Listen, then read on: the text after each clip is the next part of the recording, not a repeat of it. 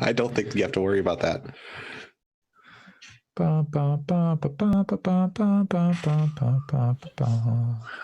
I didn't even associate that with Final Fantasy. I thought you were doing the 20th Century Fox intro. Oh, no.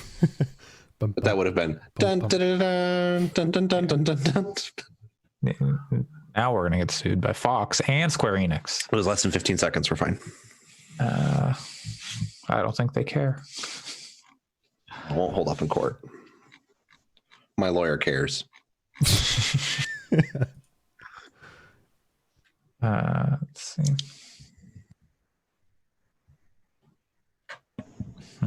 Dang, we missed starting at 4:20. Sorry. I'm trying to think how I'm going to start this podcast.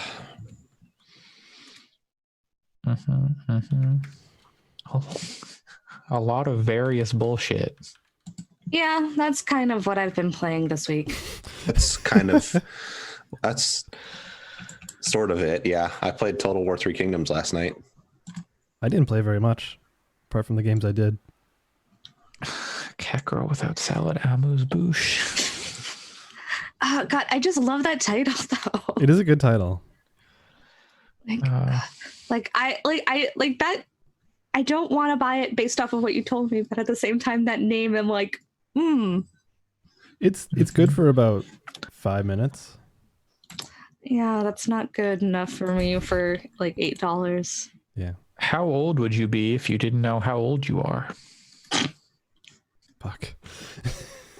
Like a year old or 0 years old. Wow. Today years old. Guys. Hey. It's April 4th, 2020. That's 4/4/2020. Yes. Have we started the podcast, or is this more that? Hey, now we have a welcome on April 4th, 2020 to episode 115 of Gaming Fix. I'm your host, Andre Cole, aka your partner's favorite date, but calendar date, not like romantic date, but Okay. That was very forward. Sometimes you got to go forward to go backwards. You know what I'm saying? What? Do I know what you're saying? Joining me today, Alex. I'm your partner's favorite shriveled fruit they put into the oven. It's a hot date. Yeah. Pat. I have nothing. I'm your partner's favorite Calradian Raider. Naturally. That must be problematic. Allison? Yeah, I'm trying to think of something funny to say, but it's too early in the morning for me, so it's got nothing. I'm sorry. Wait, okay, say that one more time. I've got nothing. Perfect timing. Yep. Nailed it. Today we're going to talk about some games, some new games, some old games, maybe. I don't know. I think they're all new. They're all, well, sort of. Mostly new. Most of them. Kind of. They recently came out. In the last 5 years, yeah. Okay. Well, how about we start with a game that I know someone is very passionate about. They have such strong feelings. Alex, tell me about Cat Girl Without Salad, Amuse Bouche. Sure. Starting with a showstopper. Yeah. How are we gonna? That's pretty. I pity whoever has to go on after this one. That is pretty strong feelings. You're right. I don't even know where to start. It's just such a strong game to be talking about right off the friggin' bat, man.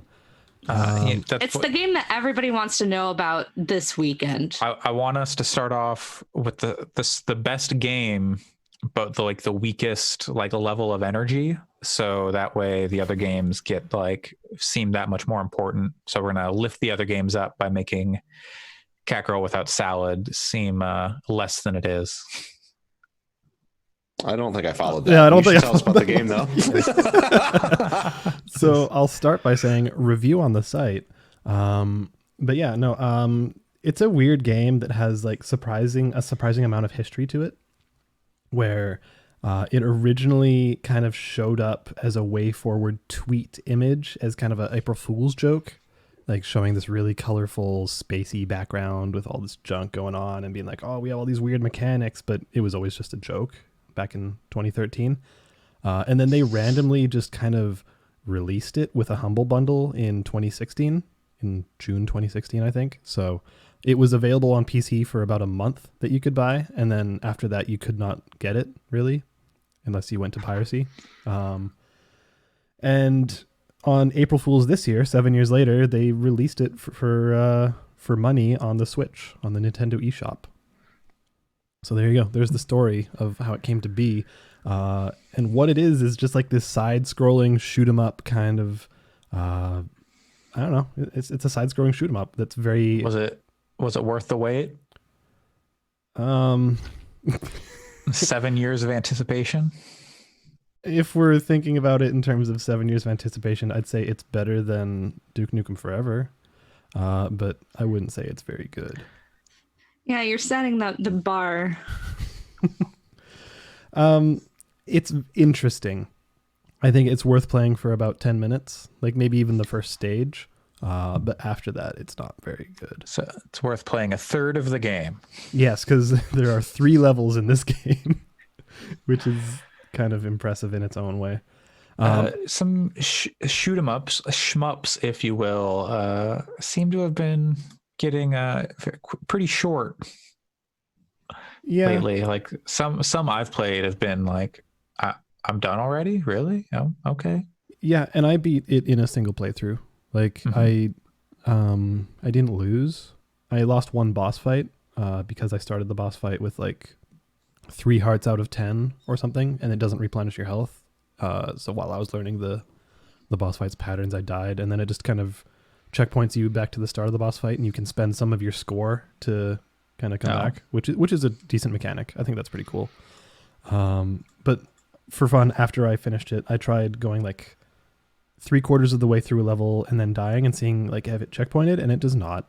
It just throws you back to the start of the level, and like that's annoying. If you're like better than the start of the game, it's true that it. Yeah, you're not wrong. But like, if it's a let's say 10-minute level, if you're at minute 9 and then restart, it kind of sucks because the entire way. There's just this dialogue going on from the main character and either the boss of that level or her little partner, and the dialogue is just terrible and it doesn't change, so like you really just want to mute it when you restart. Like it's really like off-putting how bad the dialogue is. I don't know how to say it any clearer. The dialogue is fucking atrocious. See, I told you, strong feelings about Catgirl Without Salad, amuse-bouche. Yeah, it's like saying the name. Like it's name is really, extremely good. It is, but there's like stupid jokes like, oh, the bounty we're going after is known to start lots of fires, and the girl's like, oh, he's a kleptomaniac. He's like, no, that's pyromaniac. She's like, oh, he steals fires. And it was just very like, it's that kind of humor the entire way through, where it's trying to be random, but it's really failing. Is there a spork anywhere in this game? Almost. Yeah. Almost. Yeah. Does that mean there's a spoon? Actually, no, there is a spork in this game. Oh, wow. Yeah. Okay. Now that I think about it, one of the bosses uses one. But RAR XD. Yeah, that's basically the attitude of this game. But it's, I don't know, it's cute and funny. Even for like points, 7 years ago, that's like too late for that kind of humor. Yeah. Don't buy it. Maybe watch a YouTube playthrough of it. Like the part of it that's cool is the weapon mechanics, where you're picking up weird weapons. So like one of them is the RPG gun. So you pick it up and then you basically get a menu on the left side of the screen that's like attack, magic, heal, run. And you can just kind of select one of those, and you know, it's like almost like a Final Fantasy encounter at that point. Then there's another one that's like sports gun. where you basically get a golf ball and it's oscillating between where it'll shoot, and then it'll go and ricochet between things. Like some like Yoshi's Island bubble bobble type.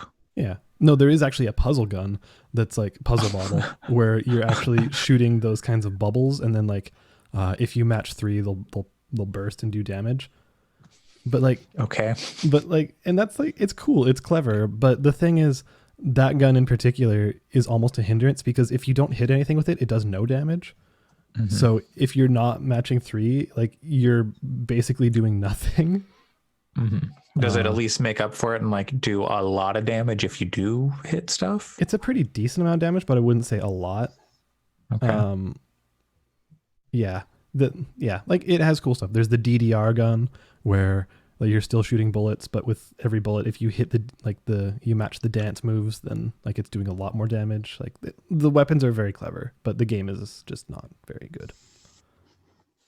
Anyways, tragedy. That's strikes the Nintendo Switch. You can read the review on fix.space for all that passion and more. It is. So that is live. Yep. Great. You can find a review of that and some other games on fix.space. Well, what about this other tragic game on the Switch that you have played? Business Tragedy. Yeah, it's pretty tragic. I played a little bit of Good Job. CEOs failing upwards. Exactly. Most tragic story known to mankind. CEOs' children failing upwards. But it's fine. I think I kind of echo Allison's sentiment from the other week of like, it's interesting and neat, but I kind of wish the scoring was different. Like it gives you this playground where you can like set up wires to be your catapult and fling things through walls and stuff. But it will like, you'll get a D or E or F score if you do too much damage. So it's like really encouraging you not to use those mechanics, even though they're like obviously like the ones they want you to interact with. It's like if and the ones that are the most fun too. Yeah. It's like if Goose Game gave you points for not honking at people. If it took them away. Yeah, for honking at people. Yeah. Like it's cool. It's good. And I think it's really charming. And I think it's well made and all of those things. But I don't know. Like I found myself by some of the later levels just being like, like, I don't know how far you got into it, Allison, if you finished it. I got to like the giant cube. See, I think you got further than me because after last week, I played it a little bit, but I haven't played it very much more. Yeah. I'll probably go back into it because it is a neat concept. And I think that once you turn off the little part in your brain that wants to get a good score, you can just kind of go, like it lets you kind of go wild. But totally. I think I kind of got over that part pretty quickly because the score was so stupid. But like at some point it hit my bullshit quota of kind of turning into busy work when it's asking you, water these 200 plants. And I'm like, I mean, yes, there's ways to do it quickly, but So I don't know. It's fine. That we don't have to talk about it that much. It's worth playing if you're into kind of those weird, fun, physics-y kind of games. And maybe if you're getting sick of working from home, you can play some Good Job to get back to that office life. Exactly. And just completely destroy your office. Because that is the best part, is when you like set up wires as kind of as a catapult and just destroy literally everything. Yeah. Sure. It's very stupid. It's profoundly stupid in a good way. Yeah. We need some more of that in life. But do we? I don't know. Things are kind of profoundly stupid. I can find a lot of stupid stuff for you if you want. I look at and participate in a lot of stupid things. So let me introduce you to Cat Girl Without Salad, amuse-bouche. Yeah, I was going to say, relevant to Good Job. There's a very good Phil Jameson video from a couple weeks ago that people should go follow Phil Jameson on Twitter. That is the actor and writer and comedian who portrays Ace Watkins, Gamer for President. Got it. He does extraordinarily funny, like short videos for Twitter on his Gamer for Prez account. And there's a very funny one about a boss's son at the Skittles Corporation. Okay. That sounds great. I want to hear about Skittles boss's son. But in the meantime, I want to hear about Mount and Blade 2. Yeah, Mount and Blade 2 came out. Who here has played Mount and Blade 1? A very long time ago. I think I played it for like 15 minutes one time. So for those who don't know, Mount and Blade is like at its core, it's a sort of a medieval combat simulator. But is it like really, Mount Your Friends? No. That would be a painful version of Mount Your Friends blades. No thanks. No, it's Xbox 360 exclusive.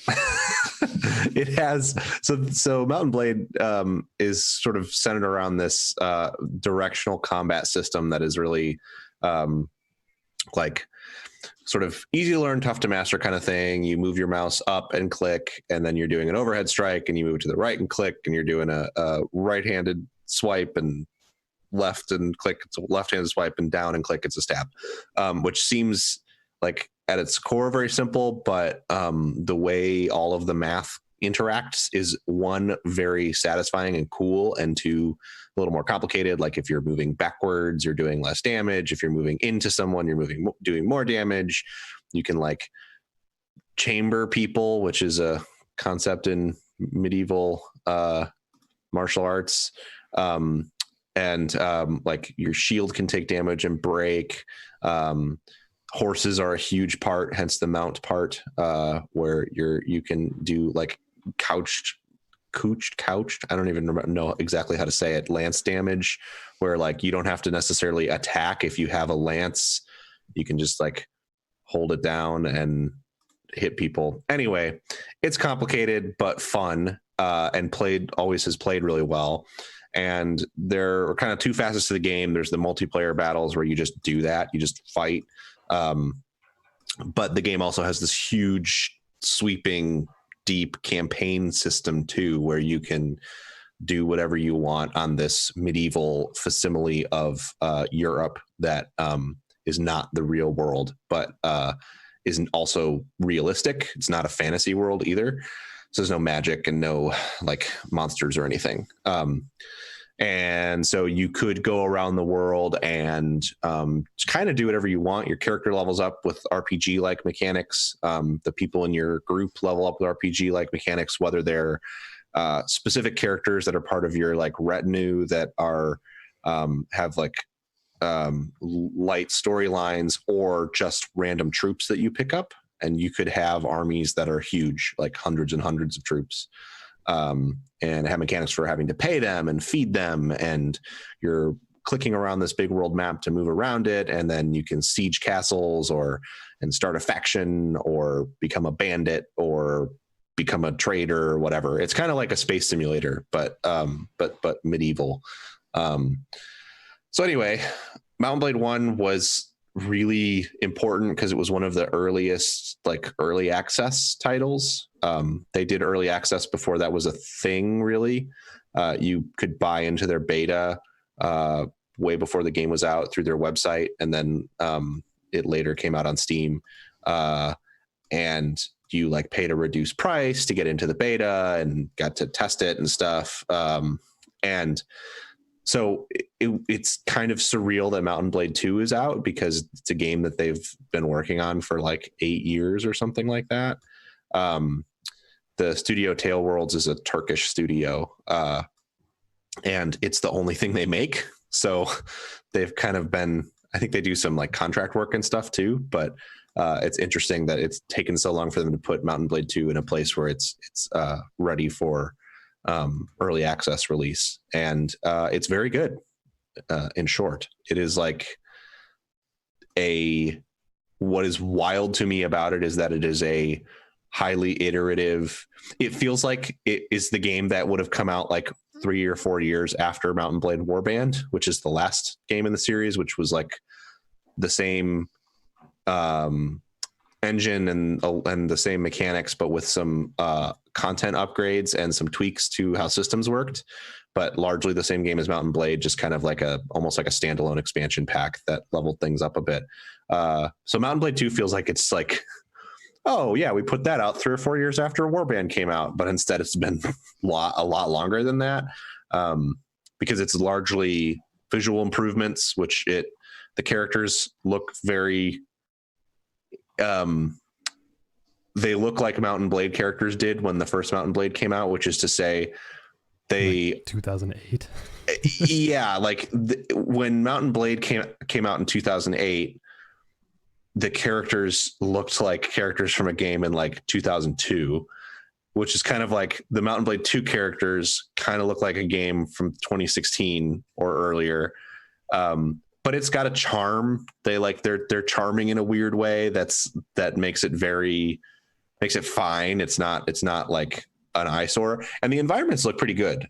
There's really cool lighting stuff going on, and when I was playing, I was like riding my horse around one of the environments and was like, they did a really good job with this.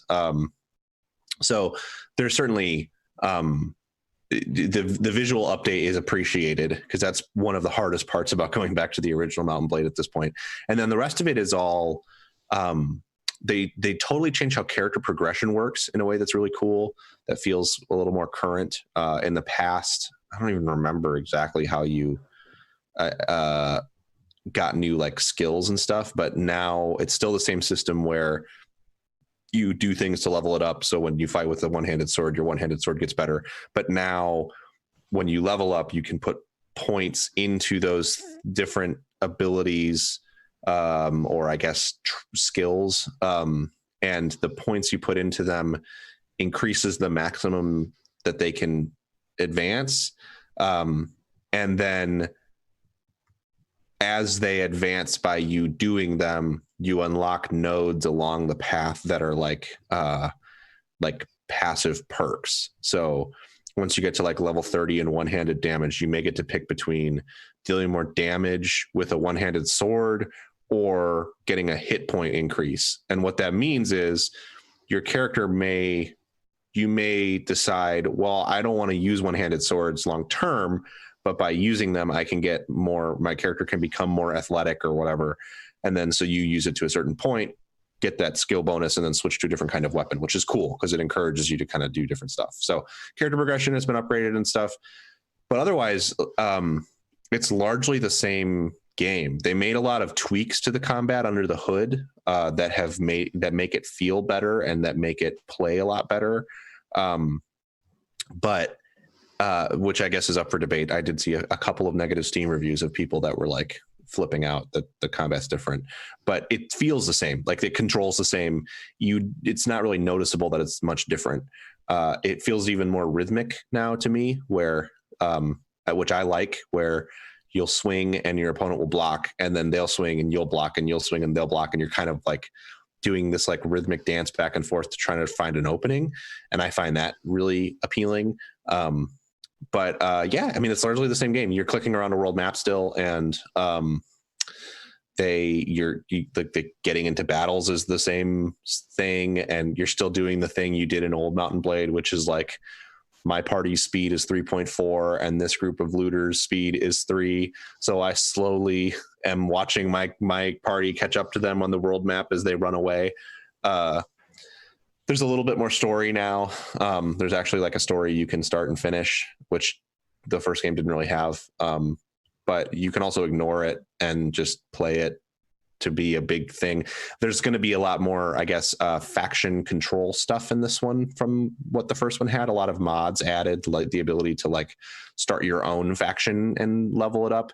I guess in Mount and Blade 2, as early access continues, they're going to be adding that kind of stuff into the base game. But it's great. If you like Mount and Blade, I would definitely recommend it. And even if you don't like Mount and Blade, I think now is a good time to check it out if you've been curious about it. If you just like the idea of a medieval fighting game. Yeah, I see original Mount and Blade as kind of being a progenitor for a lot of games that are really popular now. Like Chivalry comes to mind. And then like even Dead Island to an extent with their combat.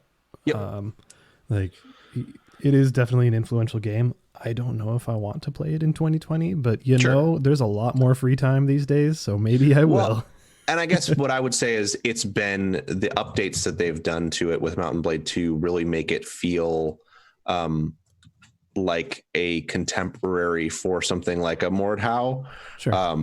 And I wouldn't say that I think it's quite as good as Mordhau's combat, but it's so much more than just the combat, and that's all that Mordhau is. And also, I was quickly turned off to Mordhau because that developer doesn't seem to give a shit about like reining that community in. And unfortunately, medieval combat games tend to have like really rancid communities. And whereas the Mordhau developer is basically like, well, we don't think of ourselves as white supremacists, but if they want to play our game, that's fine.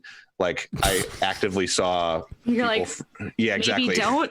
I actively saw people from Tale Worlds in the Steam forums telling people to like, the good one was, there was somebody complaining about there being women in Mount & Blade, and the way that Mount & Blade has always handled having women in the game is actually, I think, really cool, because there are lots of very sexist characters in the space.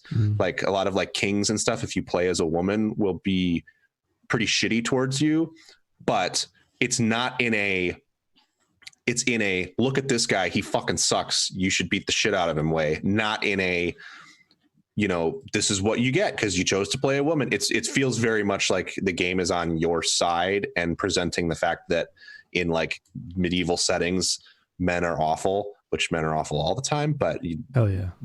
But anyway, one of the lead developers was in the Steam thread and just told them to get a life as the last comment on the thread. So I feel a little bit better about the Mount & Blade community. And if I've been just kind of checking in on like their Reddit and stuff, and it's a lot more people were like, hell yeah, dunk on that guy. So it feels like a better community than Mordhau. And I think the overall the game overall has a lot more going for it than something like a Chivalry or a Mordhau, because those games are very much just like do the multiplayer combat part, whereas Mount & Blade is, the multiplayer combat part is there if you want that, but it's more about the RPG side, where you have this big huge world that you're exploring and doing stuff in. So I highly recommend it. They also, the user interface overall is just a lot better. So if that always seemed intimidating to you in Mount & Blade, this is a much more approachable version of that kind of game, I think. So yeah, it's good. They did a cool thing too, where they did like 10% off for early access launch, but then you got like 20% off if you owned Mount & Blade 1. So it was only like, it was like $30 or something to get it. Not even been 20. Yeah, it would have been 25% off then. It was only like $30 to get it if you already had Mount & Blade, I think, versus the normal price tag of $40, which was cool. That's pretty cool. That is, after playing Mordhau last year, I am much more interested in playing a game like that. But I don't know if do I want to wait till it's out of early access? Do I want to jump in now? I don't know. There's a lot of games right now too. So. Yeah, there are a lot of games. So I wouldn't hard sell anybody on buying it right now, but I would say, it launched into early access, but it feels very complete. And I think the stuff that they will add will feel a lot like post-released content for a lot of games, except it's technically part of early access. I think the reason that they put it in early access basically is because they don't want people to buy it and then go, oh, it's missing this feature from Mount & Blade 1, because there are some like kind of obscure features that it still needs. But I think if you're someone who hasn't played a lot of Mount & Blade 1, or if you're someone who has and are just very excited about it, it's still a pretty complete game. I think, I mean, it doesn't feel like it is. I think the biggest thing that it's missing is some kind of just give me the game without the story at all mode. And I don't know if that's something they're even going to add ever. And like I said, you can play it for a half an hour to get past the tutorial bits or opening bits of the story, and then never have to interface with it again if you really don't want to. So, yeah. I'll check it out later in the year after they've kind of worked some stuff out. But yeah, okay. And especially we might end up needing some extra games to fill time as the year goes on. Oh, I thought you were going to say practice with medieval weaponry. Well, that too. Well, are there katanas in this game? Where I'm living, I'm not going to have so many claymores. That's true. There's not really katanas, no. Okay, well, I'm going to need to get back to Neo then. Yeah, so I was going to suggest. But you've actually been doing some more weapons training. Yeah, totally. Jeez, that was a really good transition. I will preface this with the fact that I am generally extraordinarily anti-gun, and I am not someone I would love to see extreme gun control measures taken in this country to go so far as to just like throw them. They're coming to take away your VR, melt them down, taking away your Quest. So don't think that I'm suddenly some kind of gun nut or something. But I was playing. Boneworks in VR last week, which I won't talk too much about because I didn't get that far in it. It's cool. I don't know. But I was playing Boneworks, and it's makes me nauseous over time. I can only play it for like an hour or so at a time because it has the free movement thing. So I got out of it and then was like, there's this shooting range early on in Boneworks where you're kind of practicing with the guns. And I was like, shooting guns in VR is actually pretty fun when it's not like Space Pirate Trainer, which is a game that I played a lot when it came out. It was cool for an early VR thing, but like eventually it gets really old, just like standing in one spot and shooting like a laser gun and stuff. But like when there's actual physics involved, it becomes more entertaining. So I started looking for like the least gross shooting range I could find in VR, because I didn't really want to get like Gun Club VR, which is kind of fetishistic in a way that I find a little much. So I came across Hot Dogs, Horseshoes, and Hand Grenades, which I had heard about a little bit before. And it is a VR shooting range, but also very like irreverent. Like the part where it has an indoor range you can shoot guns at is very true to life. Like there are Steam reviews from people who are gun enthusiasts who talk about how the shooting in it is true to life, and the only thing it's missing is the kick of like you can't physically feel the recoil in the weapon, but otherwise the ballistics modeling is on point. The way the guns operate is on point. You have to like insert the magazine into the weapon and pull the slide to charge it and stuff, like to chamber around. And so all of the weapons are modeled incredibly accurately. There's even late last year they added a flintlock pistol where you have to like hold the charge up to your mouth to tear off the wrapping, and then you have to put a little bit of powder in the flash pan and then put the rest of the powder in the barrel, and then you have to ram the shot down into the barrel with a ramrod that you pull out of the pistol, and then you have to cock it, and then after you fire it 6 or 7 times, the flint will break and you have to put new flint in. So like it has very, very accurate weapons modeling. However, you never shoot a person in it. All of the modes that have enemies, they're walking sausages called sosigs. Why not? Sausage. And they say really funny stuff. And these are sentient beings you're mowing down. They are. Yeah, they are. That's true. But it's very, and I was looking like at it, like this does not feel gross in the way I was like trying to like figure out how like, this is a game where you can spawn like a P-22 and work all of the mechanical functions of this firearm and shoot it at an indoor range at a target and stuff. And yet it doesn't feel like it was made by like the NRA somehow. And it turns out that the reason for that is because the developer Anton Hand is really, really cool dude. He describes himself as an Antifa lefty on Twitter and is generally like one of the like most positive, friendly sounding developers that I've like interacted with and watched devlogs from and stuff. And he's just a really cool dude. And he's very much into the like history of the weapons, but is not like post videos of like going on research trips to go to firing ranges and stuff. So he's interested in them in real life too, but he's not a like gross alt-right gun person, which generally makes the whole tone of the thing feel a lot less icky and a lot more like it's a video game. It's really, really good. It's one of the best VR experiences that I've had. It is such a weird mix of sandbox stuff. Like there's several different ranges where you can fire real guns, or like last night he added a potato gun in the most recent update. The week that there's this mode in it that is the most popular that I'm terrible at, called Take and Hold, where you have to move around this pretty generic looking, but you have to move around this environment and fight SOSIGs and take points and hold them, which makes sense.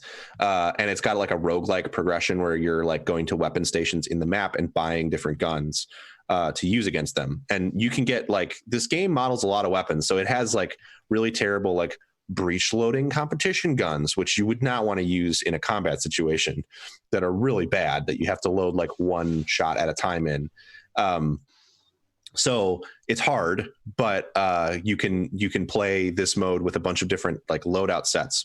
One of them is called Gordon Free Meat, and it's weapons from Half-Life that you can play with. I'm looking at it on Steam now because I pulled this game up, and it's Well Done Free Meat, and that's the name of the update. Yes. And I was just like, excuse me. Okay, like you kind of understand the yes, level. He added a gravity gun with that update that functions like the gravity gun from Half-Life, but like really well. It has this thing called Meat Fortress in it now. That's one of the modes where he got sanctioning from Valve to use all of the weapon models from Team Fortress 2 and adapt them for this game. And so it doesn't have multiplayer, but you can spawn as any of the classes from Team TF2 and fight against SOSIGs that are also other classes from TF2 in like a deathmatch mode. Can I like rocket jump or grenade jump? I'm not sure if that's in there. It might be. That sounds terrible. I haven't like from a VR motion sickness. Yeah, I don't know if I could handle that. That's what's so wild about this game though, is it's $20. It has every locomotion option available. So you can use teleport, you can use free movement, you can use the arm swinging thing that some people like. It has everything, and it has different versions of each of these things. It has multiple sandbox ranges where you can just go and screw around with the different weapons. And then it has this take and hold mode, which is kind of like a full game in and of itself. It also has this Meat Fortress thing. It has this zombie open world survival game built into it as well. That's one of the modes. There is a Coliseum mode that's like arena fights that you use the melee weapons in the game because there's also melee weapons. It has the thing that I like the most, which is it has this thing just called meats. That's like M.E.A.T.S. How to spell meats? Yeah, I've been to an Arby's. Well, it's like with periods in it. It's like it's an acronym. I don't know what's an acronym for, but and it's just a shooting range with different challenges. So you stand in one spot and then get different. Like sometimes the targets are moving. Sometimes the targets are. You have to shoot them multiple times. And I like that mode a lot because I just kind of want to drop in and shoot some guns. And then there's like there was a Christmas mode that they added. There's Merry Meatsmas. Yep. There's just like a wealth of, this game has like hundreds and hundreds of hours of content in it. The customization on the weapons is very silly because of the nature of the thing. So a gun with a rail on it, you can spawn any rail based attachment and put it on it. It's kind of like in real life, little American flags. Yeah. Which is put them all over your gun. Yes. And it's just like, I'm just totally blown away by the audacity of this thing and the fact, it's largely one guy who does it. This Anton Hand is like the main guy. There are other people that contribute to the project for like modeling and audio and stuff like that. But Anton is like the primary developer and does 90% of the work from what I understand. And he puts out an update like I don't know. Not sure if it's weekly, but it's seems most of the time like it's weekly. And he does weekly developer logs. And the whole thing is like $20.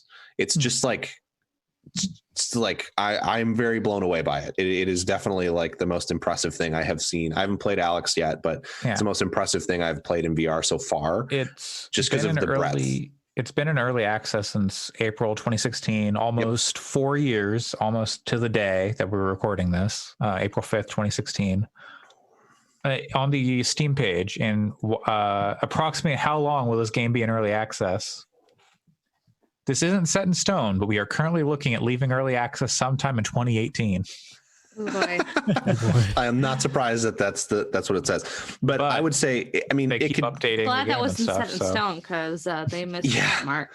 But yeah, I mean, and also, and I think that Steam reviews. Oh yeah, it has grenade bowling too. I forgot that's one of the other modes you can do. Like skee ball. Yeah. It's like you throw the grenades up a thing, and it's like a mix between that Steven Spielberg game and Boom Blocks and skee ball.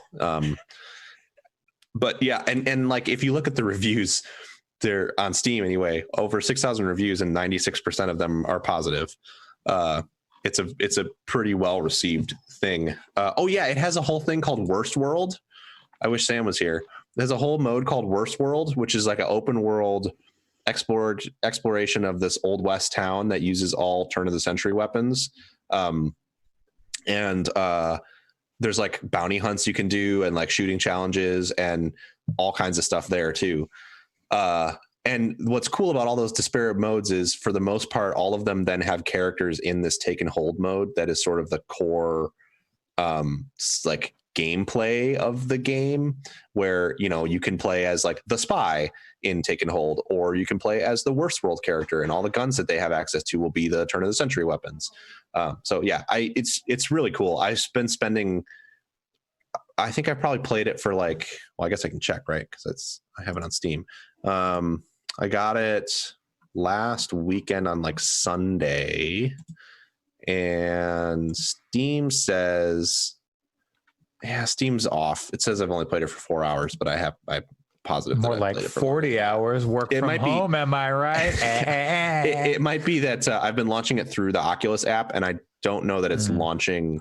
Well, if you owned it on Steam, it should launch the Steam stuff. Yeah, so it should, but it may not be tracking it if it's Oculus may be loading the Steam VR, but not counting as like opening it through Steam. So maybe that's, I feel like I played it for probably 6 or 7 hours at least, because I was playing it for an hour or two a day. But yes, it's very good. Highly recommend it if you have a VR headset. The only thing that is a pain is, and he has talked at length about why this is the way it is, and I get it, even though it sucks, is so to interact with to eject a magazine from a handgun in this game, you have to push down on the whatever hand you're holding the gun in. You have to push down on the joystick if you have an Oculus Touch controller, and then click the stick in to actually eject it. And the reason is because the way that coding inputs for these basically, I went down a rabbit hole with his explanations for why you can't just flick the stick down to do it. And joysticks on VR controllers are awful. And there's a reason that Valve used a touchpad for their, and always includes a touchpad for their controllers, because the way that coding touch events works on a touchpad is way better than joysticks. And it is functionally impossible for him to code it so that you can just flick the stick on an Oculus controller. So if you have Oculus Touch controllers, I find that it's fine. It doesn't bother me, but just know that things like to click the hammer on a single action revolver, you have to push down on the D-pad or on the joystick and click the stick in, which could feel better for sure. On like a Vive controller, you're using the touchpad to do it, which is a much more natural interaction. In Half-Life Alyx, you just hit a button and then the magazine pops out. Well, you hit a button, but it's a button on the controller, right? Yeah. So in this game, the B button, because of the way it works, the gun can be in either hand, which means that the functions for movement, which is what the face buttons do on the touch controllers, have to be on either hand, because you could, and it's relevant because like if you have a lever action repeating carbine, you might want to hold it in your left hand by the barrel while you do something, and then do something else with your right hand. Like, and it means that you could do things like you could have a shotgun, like a full length shotgun, and then let go of it with your right hand and pull a pistol off of your belt and then shoot a few rounds at someone and then throw it away and grab the shotgun again. Like it, because of the way he's trying to model your hands, it's that each hand can do the same functions. So that means the B and A buttons are dedicated to things already. So he had to move all of the gun specific interactions to movement on the joystick or touchpad, which works fine on the Vive, which was the thing the game was originally designed for. But it means that it can be a bit of a pain, but you get used to it. I don't think it's that big of a deal. If you really hate clicking sticks in, then it maybe isn't the game for you. But and if you have Oculus controllers, but I think it's pretty easy to adapt to. All right. Well, that's horseshoes, hand grenades, hot dogs, horseshoes, and hand grenades. Hot dogs, horseshoes, and hand grenades. You see it referred to as H3VR a lot. That's what he usually calls it. Even if you don't H3. Yeah. Half-Life 3 confirmed. Even if you don't have a VR headset or enjoy the game, I highly recommend looking up Anton Hand on YouTube. That's the channel he uploads all of his devlogs to. He's just a delight to listen to talk about that stuff. And there's a lot of interesting theory stuff, and talks about how coding the different weapons works and everything, and gives like demonstrations of stuff. It's cool. He's a cool guy. All right. Well, moving on to our next batch of games. Allison brought a lot of various bullshit. Tell me about a lot of various bullshit. Yeah. So what are we playing this on? I played a wide variety of stuff this week. Yeah, since it's just been a lot of staying at home, there's just been a wide variety of games I've been playing.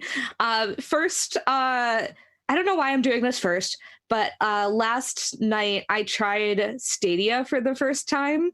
Yeah, they sent out an email to a bunch of YouTube Premium subscribers.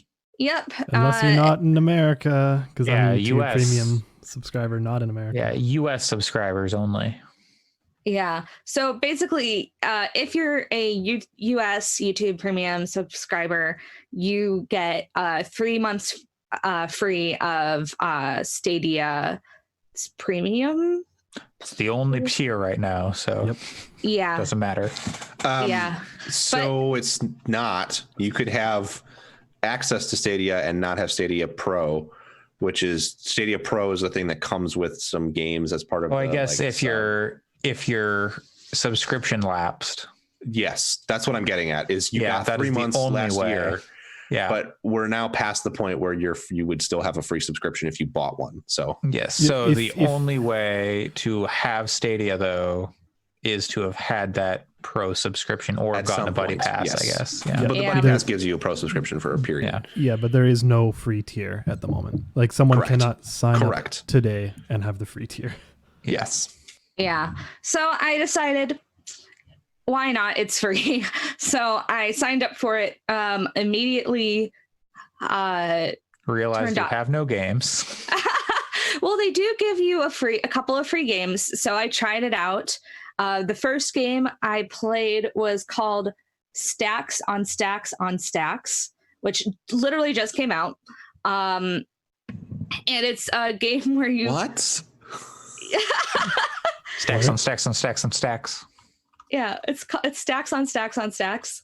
It's on Stadia. Sorry. Yeah, it's also on Steam. It's very amazed by this. It's not Steam. There's not a lot of games in there. If you said that you found that game on Steam, I'd be like, yeah, that sounds dumb. But like Stadia is yeah, and no, and it's one of the free games that they give to you through Pro. So I just saw that and I was like, okay, that sounds interesting. And I played it. I did not think it was very good.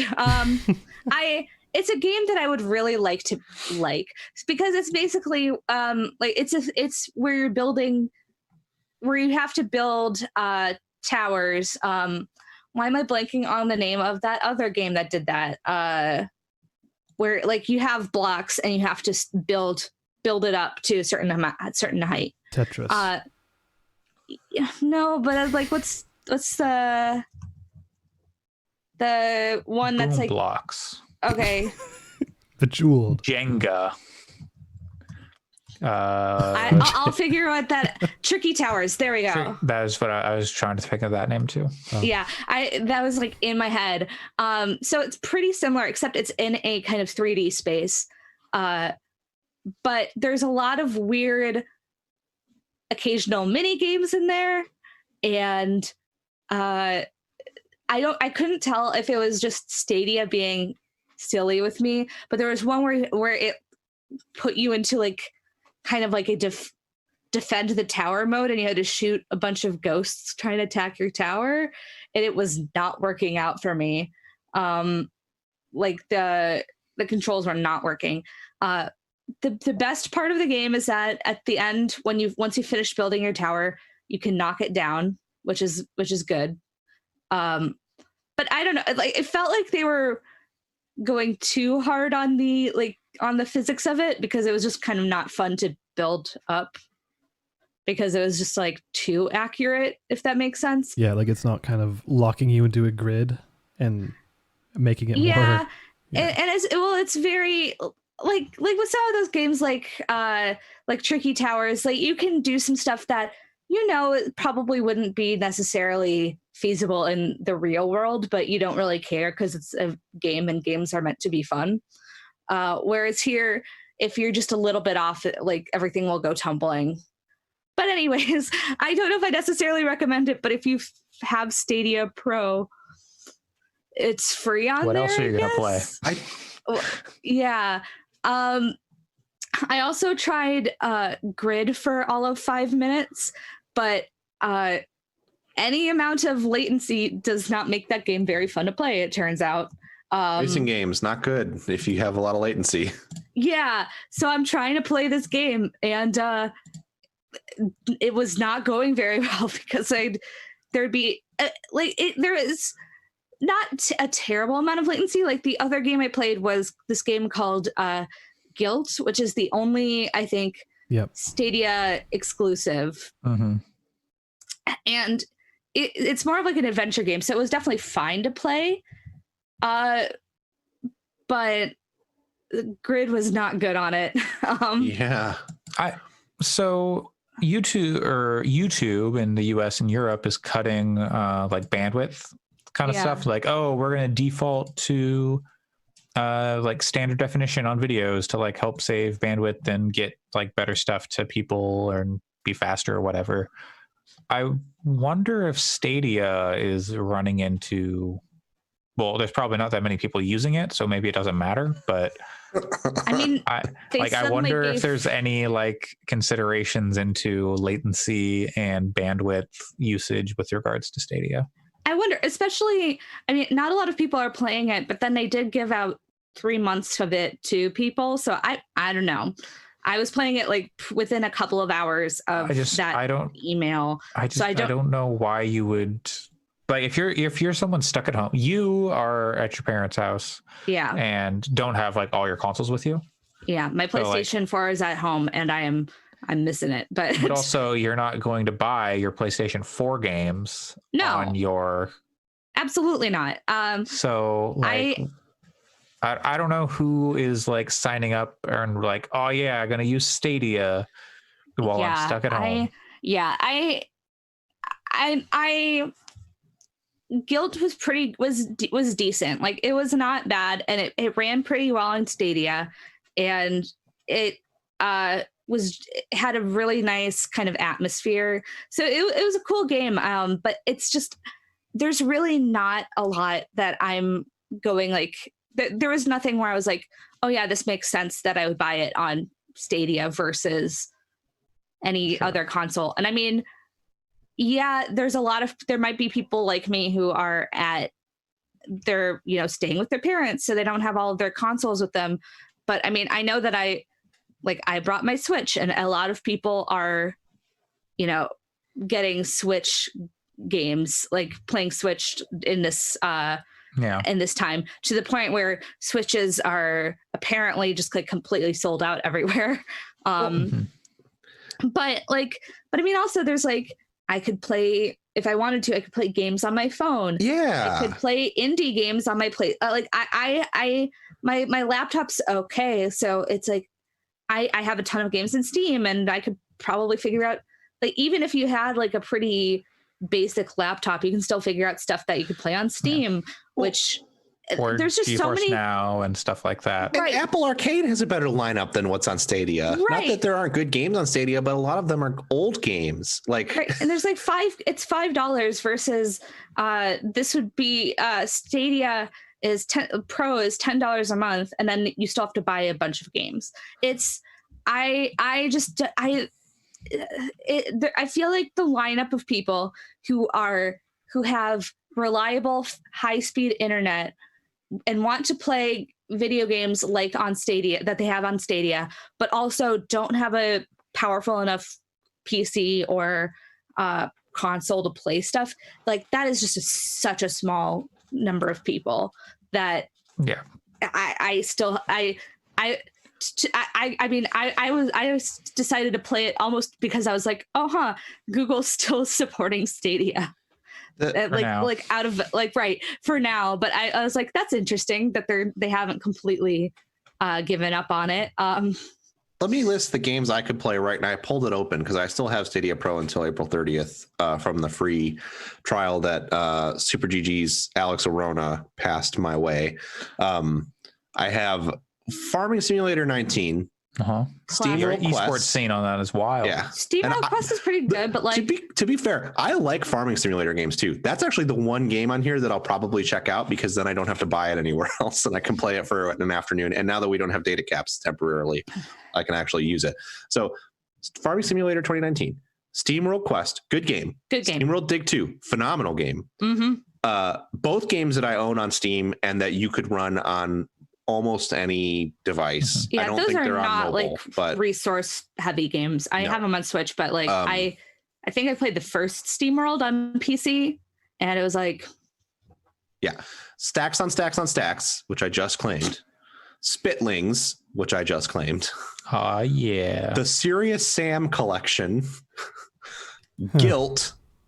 Grid 1. There is a third Grid game out now, just to be clear. Like the original Grid? As far as I know, this is not the the original. 2019 or 2020 like reboot. Is it the new one? Be the reboot. Okay, I don't know. That would be better. That would be better. I haven't played any of the Grid games, so I honestly have no idea. And it just felt so bad to play. The most recent one is just Grid again, yes. So. Yeah. You're right, because Grid, yes, I think it is the newest one, but also that game's not good from what I've heard. So either way, it did not feel good to play on Stadia. Destiny 2, Rise of the Tomb Raider, Samurai Showdown, or Thumper. Those are my options, and Thumper three of those. That's like a bad game with any kind of latency. So does Samurai Showdown. Yeah. I decided I was definitely thinking of playing some Thumper last night, and I was like, I respect myself too much to do that. Yeah, I don't know. I'll while you're going through other games, I'll load up Thumper here and see how it looks. Yeah, and do some live reporting. For the one thing I'll us. say is that the idea of there was something really appealing about basically signing up for this Stadia Pro, and then clicking into a game, and it's immediately available, and there's no downloading. It's totally. It was like, I mean, if it worked well, I would probably be like, okay, I can get that, because just being able to click open the game in my browser and just go immediately into the game without any sort of download and things. I think that's appealing. I think the thing we were saying even before it was released is that the tech seems amazing, but we have to see if the platform is any good. And as it's turned out, the platform is pretty terrible. Yeah. And it doesn't seem like it's gotten any better. Like I'm looking at it now. It currently has 50 games on its service, and it's been out for 4 months. And all of them you basically have to pay for, except for the occasional one they give away. Yeah, and it's and from what I've heard, developers are basically like, they are not incentivizing us to put games on Stadia, especially like indie devs. And it's like, if you had I mean, a lot of indie games don't necessarily require like high specs, but if you made a subscription like $10 a month, you can play this on anything, and here's a bunch of good indie games that you could play, that might be appealing. But like, that's not what they're aiming for, and I just don't know what they're aiming for. Yep. So I don't know. I don't know anybody knows what they're aiming for. The technology is really cool. It's just such a bad platform. They're also not the only ones with that tech. They probably have their own like solutions and workarounds and whatnot, but like PlayStation Now refreshed their like 7-day trial. So if you have used your 7-day trial in the past, I don't know exactly when they did it. So maybe if you've used it recently, you can't, but I used one, I don't know, like just a few years ago, and they recently, I think it's when they dropped their prices, like late last year or early this year. I don't remember when that was. What is time? But they refreshed that so you can get a free 7-day trial of PlayStation Now, and you can have that same experience on a PC or your PlayStation, whichever. They've got Trails of Cold Steel 2 and 3 on there. Yeah, I refreshed that too, and played a couple of games on it a few weeks back, and I it's just such a better like bang for your offering buck of games. Yeah, it's just it's like, I just don't know why you would choose Stadia over PlayStation Now. If the only thing is if you really want to play some of the newer games, like you want to play Doom Eternal, but you don't have any of the hardware to do it. Doesn't sound like playing Doom Eternal on Stadia is any way to play Doom Eternal. No. So, okay, I will say I just played a couple levels of Thumper and it works fine. Okay, it was totally playable. Good to know. At like 6 a.m. What are we, 7? Yeah, for sure. It was I got S ranks on the first few levels and it was okay. Oh wow. Yeah. So maybe a tiny bit of lag, but maybe I was playing it at whatever Stadia's peak hours are, but I don't know. I mean, you also got I have a PC wired into my router that I was just playing it off of Wi-Fi. So yeah, I'm sure it will be a terrible. That's the thing about this stuff is like playing it on Wi-Fi is going to be so hit or miss because it just depends so much on the quality of your network hardware and the device you're playing it on, and like it's network hardware. So like I think the only way to play a game like Samurai Showdown or Grid or Thumper is probably going to be on a wired connection. God, I can't even imagine playing something like Samurai Showdown on. Yeah. No, thank you. But yeah, so that was my experience with Stadia. Do not recommend, but it'd be nice if it was good. Thumper though, kick-ass game. I might see if I might install it on Steam. Oh yeah, locally. No, I've been wanting to play VR. it. I know. Yeah, I love that game. Yeah, I've never played it in VR. I've just played it the standard version. So I should play it in VR. So otherwise, I've played like a really weird, wide variety of games. Like I'm currently playing through Final Fantasy X on my Switch. I got to the Blitzball segment and I was like, I don't know if I want to play this right now. So I haven't played it since I got there.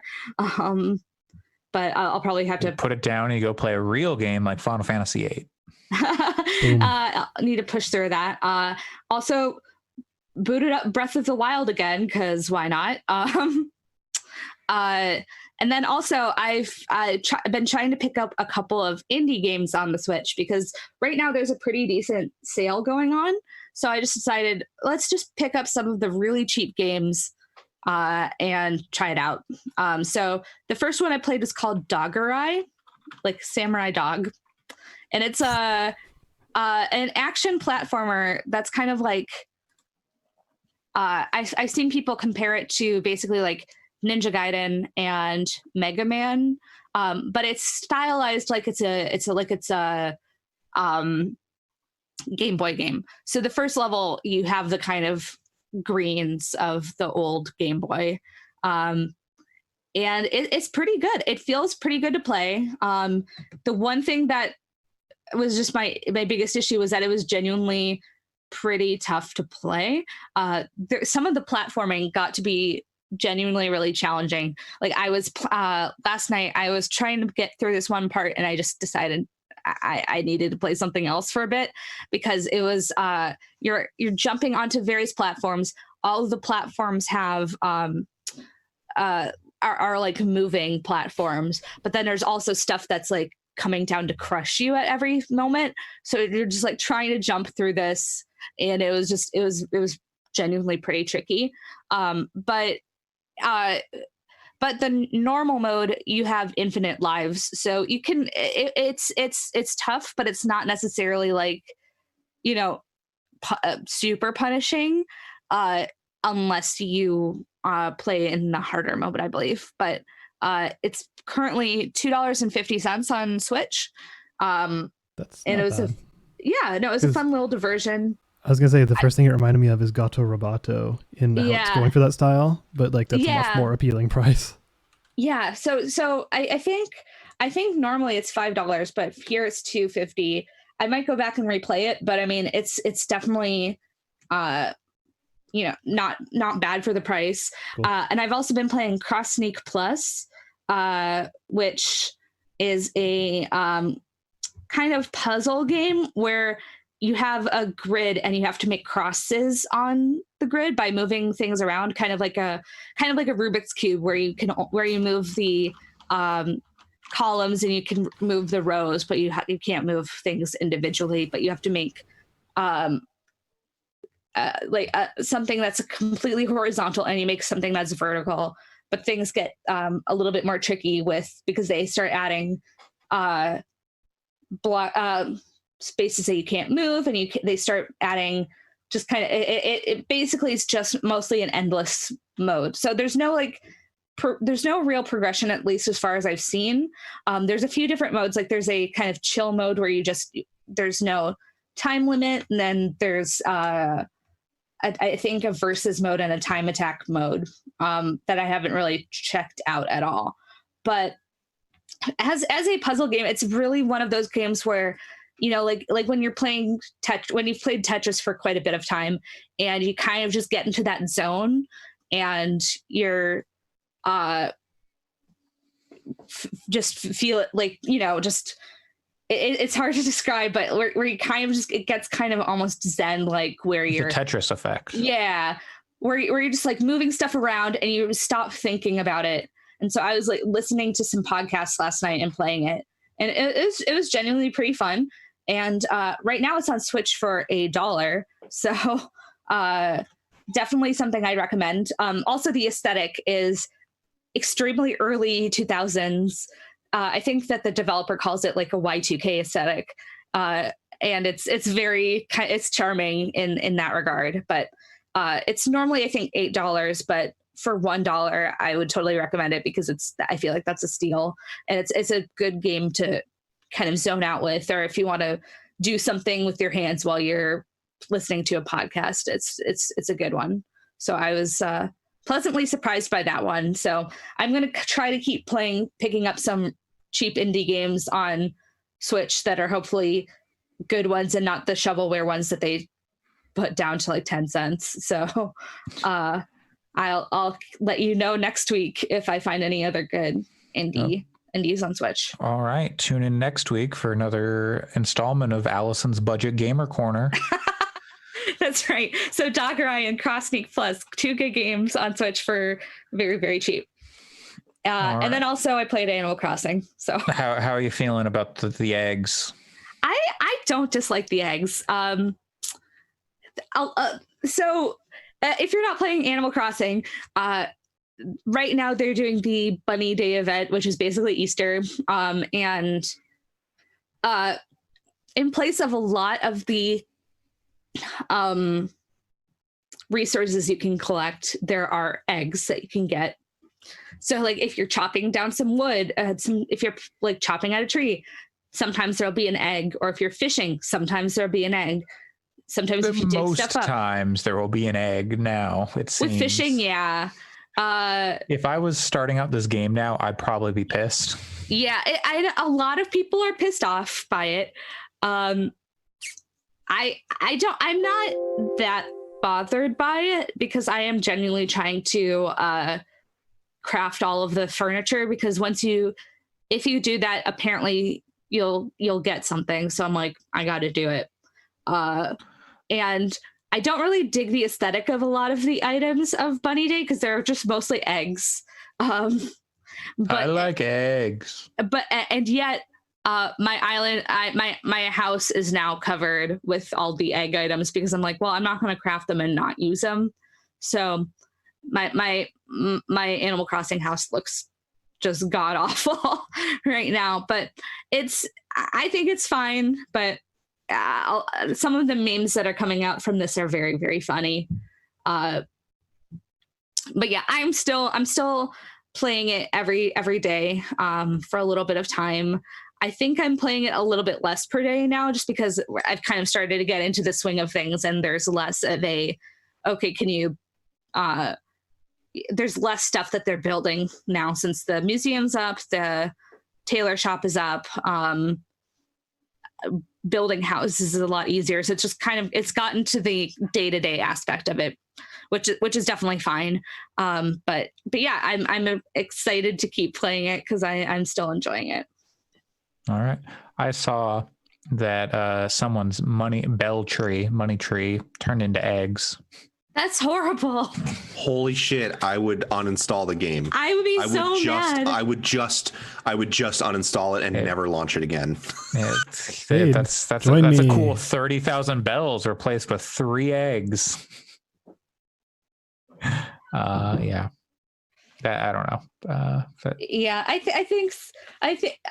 think also the other issue is that they set up this event without necessarily considering that everybody is stuck at home and playing a ton of Animal Crossing. Sure. Because it's like they put it over the course of, I think, 12 days, which, if in normal times you're like, sure, that gives you time to only play like a little bit each day, or just play a few days of a week and get that in. But now everybody's just like, I just want to play Animal Crossing right now. And this is a lot. So it'd be nice if you could opt out. Yeah. In the past, these events have been like just one day, haven't they? Like day of. Mm-hmm. Yeah, but right now, since they've added the DIY recipes and crafting, instead of buying a lot of the items or a lot of that, it's your crafting items, which All right. Well, that's been Animal Crossing. Unless anyone has any other thoughts about it. Not really. I've kind of lost a lot of drive to play it, but it's good. Like, it's still I'm still likely to go back to it, and more likely to go back to it than I have been with previous Animal Crossing games. So I think the only thing that'll keep me coming back is just playing with my girlfriend. It's fair. But yeah, I can see why people like it, but it's also, as I suspected, not for me. One of my friends did point out, and I thought this was interesting, they're playing it with their partner also, and really enjoying it. They were talking about how, like, it's one of their favorite.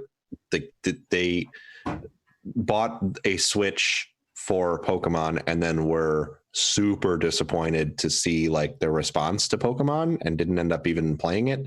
Because he's very like not into spending lots of like full price on games.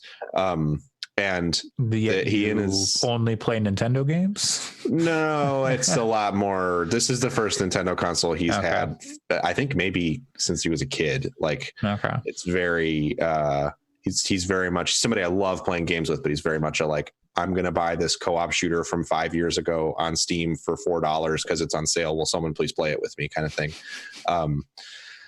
So he and his partner are playing Animal Crossing together and really enjoying it. But he was pointing out to me, like, it is interesting that things like the fact that you have to button through like a shitload of dialogue every time you donate things to the museum, or the fact that like you can't sort your inventory with a push of a button or whatever.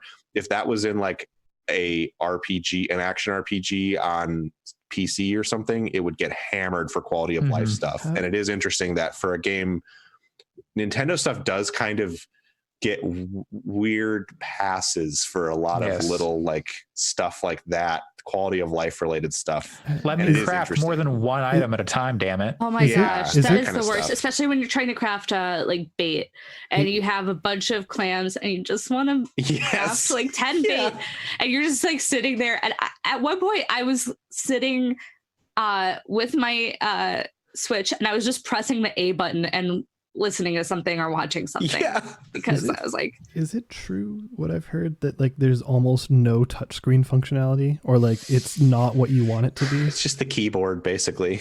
Yeah, like isn't it like if you want to do the drawings for your whatever your banner, like you can't use the touchscreen and stuff like that? No, I think you can use the touchscreen for that. I think you can, yeah. I don't know. I think I watched my girlfriend do it and she left a weird face on my island. But that's good.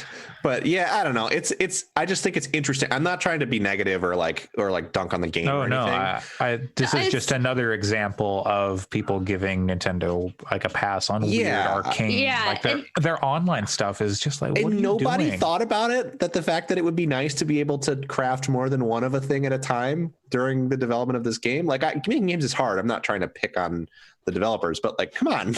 What if they did think about it and they went, no, that's not the experience. Yeah, like what the fuck? You need Why to craft that in there? Why can't you make 10 clams, 10 pieces of bait at once? Yeah, it's personally, I've definitely noticed some quality of life things that I wish were different, but I don't think it's really impacted my experience that much. Sure. There's just a lot of stuff where you're just like, would be nice if Nintendo did that, but I think it's just Nintendo, interesting. It's like a larger sentiment thing where when Nintendo doesn't do it, that's what I feel like most people, and I think it has more to do with the audience that engages in those games. I think if that same audience were to play a survival game that on Steam that didn't have batch crafting, they would probably be more forgiving of it than the people who tend to play those kinds of games on Steam. So I think that's really where the difference lies, but it is interesting still. Perhaps. But I don't know, maybe the world will never know the answer to this question. Who knows? Well, they've been putting out a lot of patches. Maybe they'll patch in something like batch crafting. Who knows? Maybe. That would honestly make me play the game more, I think. Yeah, I would be willing to give it some more time. But between these turnip prices and that's it. No more Animal Crossing. Done. Really? We're not talking about it anymore ever? Yes. Well, I'm assuming it'll come up a few more times, at least once more this year, at least. Okay. Whether or not it should. I mean, I put it on my temporary best games of 2020 list. I can't tell you whether or not it should.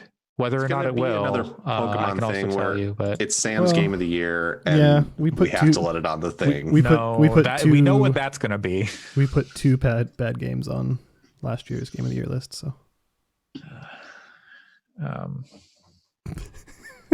not gonna go down this rabbit hole. Okay, I'm doing the calculus there.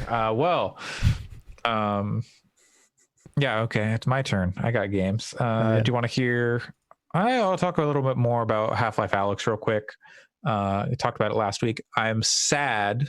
First thing, I am sad I was not further in the game when we talked about it last week, because we had Jeff Davis on last week, a friend of Pat, now friend of the podcast, and I got the current mission or chapter I'm on, simply titled Jeff in Half-Life Alyx.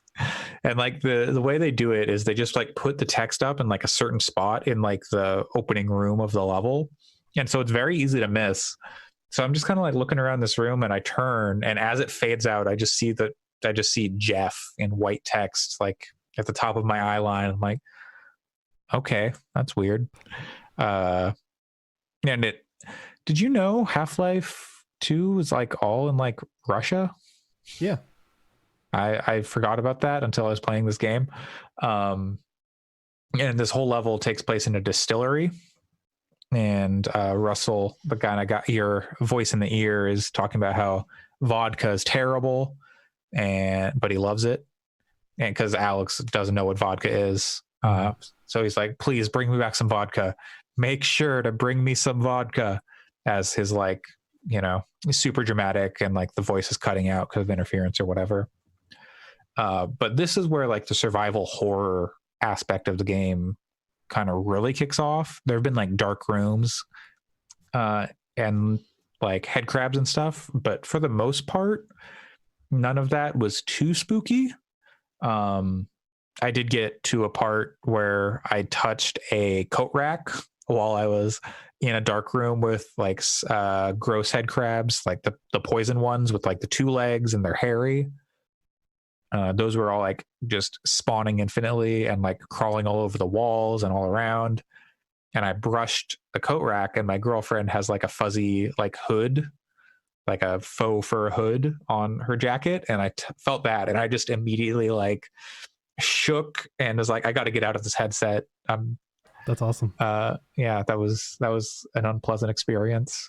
But got past that and met Jeff, who is a blind, like Zen parasite covered, like combine, I think. I don't know. It's a big monster that chases you around and has like spores that come off of him. Yeah. Mm-hmm. And so you need to cover your mouth with by holding up a controller to your face, and that like makes it so you don't cough, so Jeff can't hear you. Meanwhile, you're like picking up like vodka bottles and throwing them into another room to distract Jeff, so you can like get into another room, and then he's stumbling into wherever you're at. There have been some pretty tense moments in there that I was like trying to figure out. I'm like, okay, can I go over there? Hard to figure out with like where I can actually walk, and like trying not to run into a wall in like my semi-small apartment. Mm-hmm. I've got like a decent sized place to walk around and stuff, but I'm always worried I'm going to like punch the wall, because I've already done that a few times.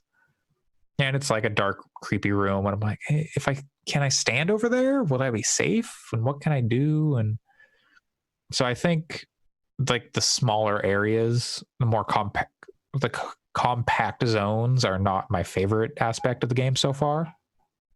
Like there's an elevator that has a bunch of like crates in it. So the space is like the space I could like operate in the game in was much smaller than the space I could actually stand and walk around in my apartment. Mm-hmm.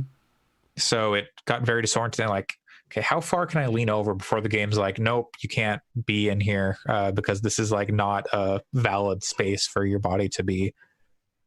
And then like pair that with loud noises from the elevator, like an alarm going off. And then I've got Jeff pounding at the door trying to get in. I'm like, okay, how much time do I have? Like, can I actually, like, is this just like until I figure out the right thing to do? Or is it until like he hits on the door so much? So that was pretty stressful. And then they did a really annoying, like kind of jump scare type thing where I opened up a cooler and like a dead head crab fell out on my face. I was like, nah, because they're real gross looking. I've had a couple moments where I could just like see right down their like creepy little mouths, and you can see their beaks. You can see everything. And it's not great. So yeah, Half-Life Alyx continues to be good. I want to play more of it. Keep up it. Yeah, it sounds great. I'm having a good time. I currently don't have a PC which could handle VR. Hope to build one at some point, and also don't have a VR headset except for the Oculus original dev kit, which was like, the dev kit. I don't know if it'll run on that. No, I really doubt it. It was like 240p. Like, so you would not want to. Yeah. Doesn't sound like the ideal experience for that at all. there's like a newspaper early on in the game where it's kind of hard for me to read on the Oculus Rift, but like if you had an Index or like another high resolution headset, you could probably like, you can actually read what's going on in that paper and like hold it up to your face, be like, oh, there's some crazy stories about like a world in an apocalypse from right as like things were going bad, like one of the last newspapers probably. Oh, we'll be seeing some of those soon. Yeah. Well, you know, I probably close to seeing one of the last newspapers anyway, regardless of our current social, political situation. But yeah, so that's Half-Life Alyx. Speaking of but butts. this week, yeah, you can't see this butt because the ethics department said they had to turn Jill Valentine's skirt into a skort from So stupid. we're not going to discuss that.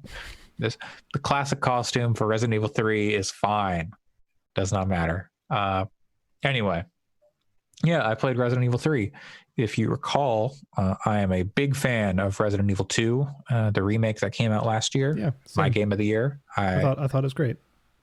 Pretty high up on our game of the year list, like 4 maybe, which I was surprised it even got that high, but I'm not going to complain. Might have been higher, 3 somewhere. I don't know. It was in the upper half. Yeah. I remember a 1 and 2, and everything after that was doesn't matter. I can look it up. Give me 10 seconds. Okay. Well, yeah, Resident Evil 3 was I think the most number 3. Number 3. Oh, yeah. Okay. It deserved that place, in my opinion. Resident Evil 3, probably not going to be that high on our game of the year list unless something very bad happens with the rest of video games for the rest of the year. And maybe it will. That remains to be seen. We'll get to some of that in news, maybe. So, Resident Evil 3, I think the most important thing to note about Resident Evil 3 Remake is it was made by a different team than either Resident Evil 7 or Resident Evil 2 Remake. It was made by like an outside team. Like still Capcom, though? Outsourced. Let me see who... I don't remember if they ever actually identified the developer. Yeah, like a lot of it, but it looks like the exact same engine as 2, and like maybe even a lot of shared assets from 2. Oh yes, like yes, very much so. It does not. I do not see like a specific developer just as Capcom. But so maybe I'm a little bit wrong on that, but it's not the Resident Evil 7 or the Resident Evil 2 team. So that I think is the most important thing that I can say about this game, because it is, well, it shares a lot of like mechanics and DNA, and like it is very much part of like the Resident Evil 2 canon, or the Resident Evil canon as they have kind of created with this remake. It's less ambitious, I think, is how I describe it. Yeah, I mean, to me, like, the thing that happened with the Resident Evil 2 remake that I think we talked about, like, almost as soon as it came out, was the addition of Mr. X was basically Nemesis. So, like, if they ever did Resident Evil 3, how would they handle Nemesis when Mr. X already kind of fills that role? And from what I've been hearing, I haven't played Resident Evil 3 yet, it sounds like Nemesis is kind of delegated to scripted moments, cutscenes. Yes. Like very, like, you're interacting with Nemesis now, he's not following you around like Mr. X. So yeah, so I think I can't remember if I don't think I talked about the demo on this podcast. When I was on Super GG last week, I talked about how Nemesis felt very dynamic in that demo, right? Because he was jumping, like, you'll go into a building as he's chasing you. He's like, okay, he's not going to follow you into this building because it's like a story place or whatever. But then you come out and then he's jumping off the roof and like sliding down metal poles with like claws and there's sparks flying off. And he can like jump past you. He's much more nimble and he's faster than Mr. X. Yeah. So there's like a different dynamic in avoiding him and how you interact with him. But he's only in the game for like a few set piece moments. That's really weird. That is weird. And like that's somewhat similar to how he worked in Resident Evil 3, but there were like more of those moments, but and not really, because like in original Resident Evil 3, there would be moments where you would just hear stars, and he would just randomly show up, like, and those were totally random. A little bit, but there's also like a lot of scripted moments where he shows up, and then you also you have choices on what you can do. Yeah, but yes, this game does not have the space to allow those dynamic encounters with Nemesis.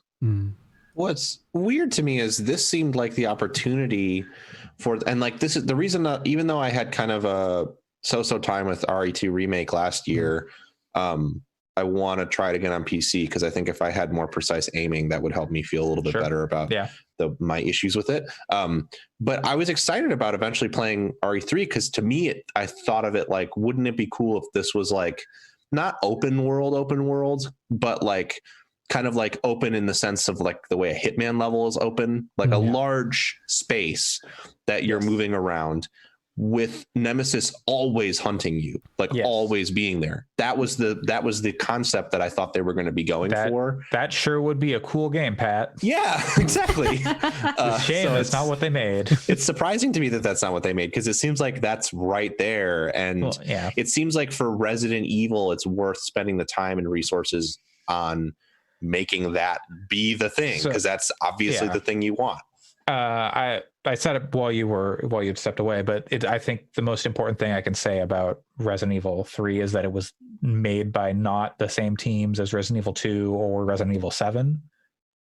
So it was like a smaller team, which I guess it seems like that just shouldn't happen, you know? Like, it seems like if that smaller team isn't gonna make the thing that the game should be, then they shouldn't be the ones to make it, you know? I don't know if it needed to come out now. Like, what if they had spent another year on it? They could have just done Resident Evil Resistance and it would have been fine. I fully expect Resident Evil 8 to come out next year. With next gen? Assuming I think that would be the way they do it. Maybe like a cross-gen thing, but I think like a PS5 or like both console launch. So would a make sex sense. game is what you're saying. Hell yeah.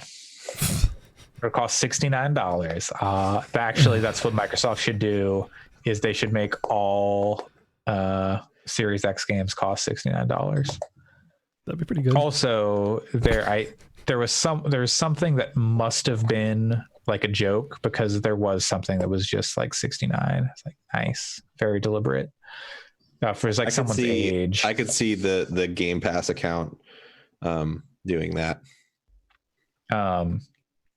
But yeah, so you know how in Resident Evil 2 the levels are like totally interconnected, and basically until you go down to the lab at the end, you can go back to basically anywhere you've been in the game. Yeah, in the police station, it's all one giant level essentially.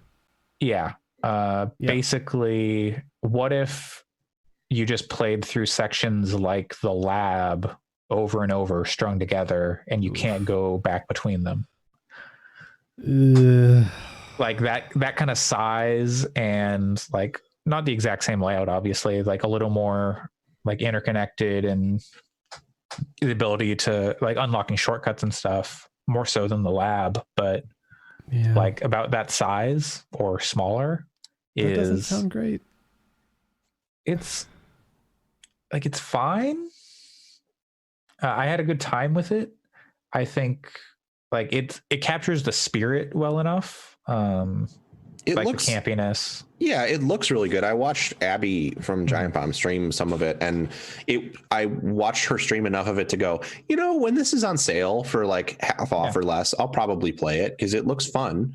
It looks well made from the the moving and shooting look like they do in RE2, and that is good.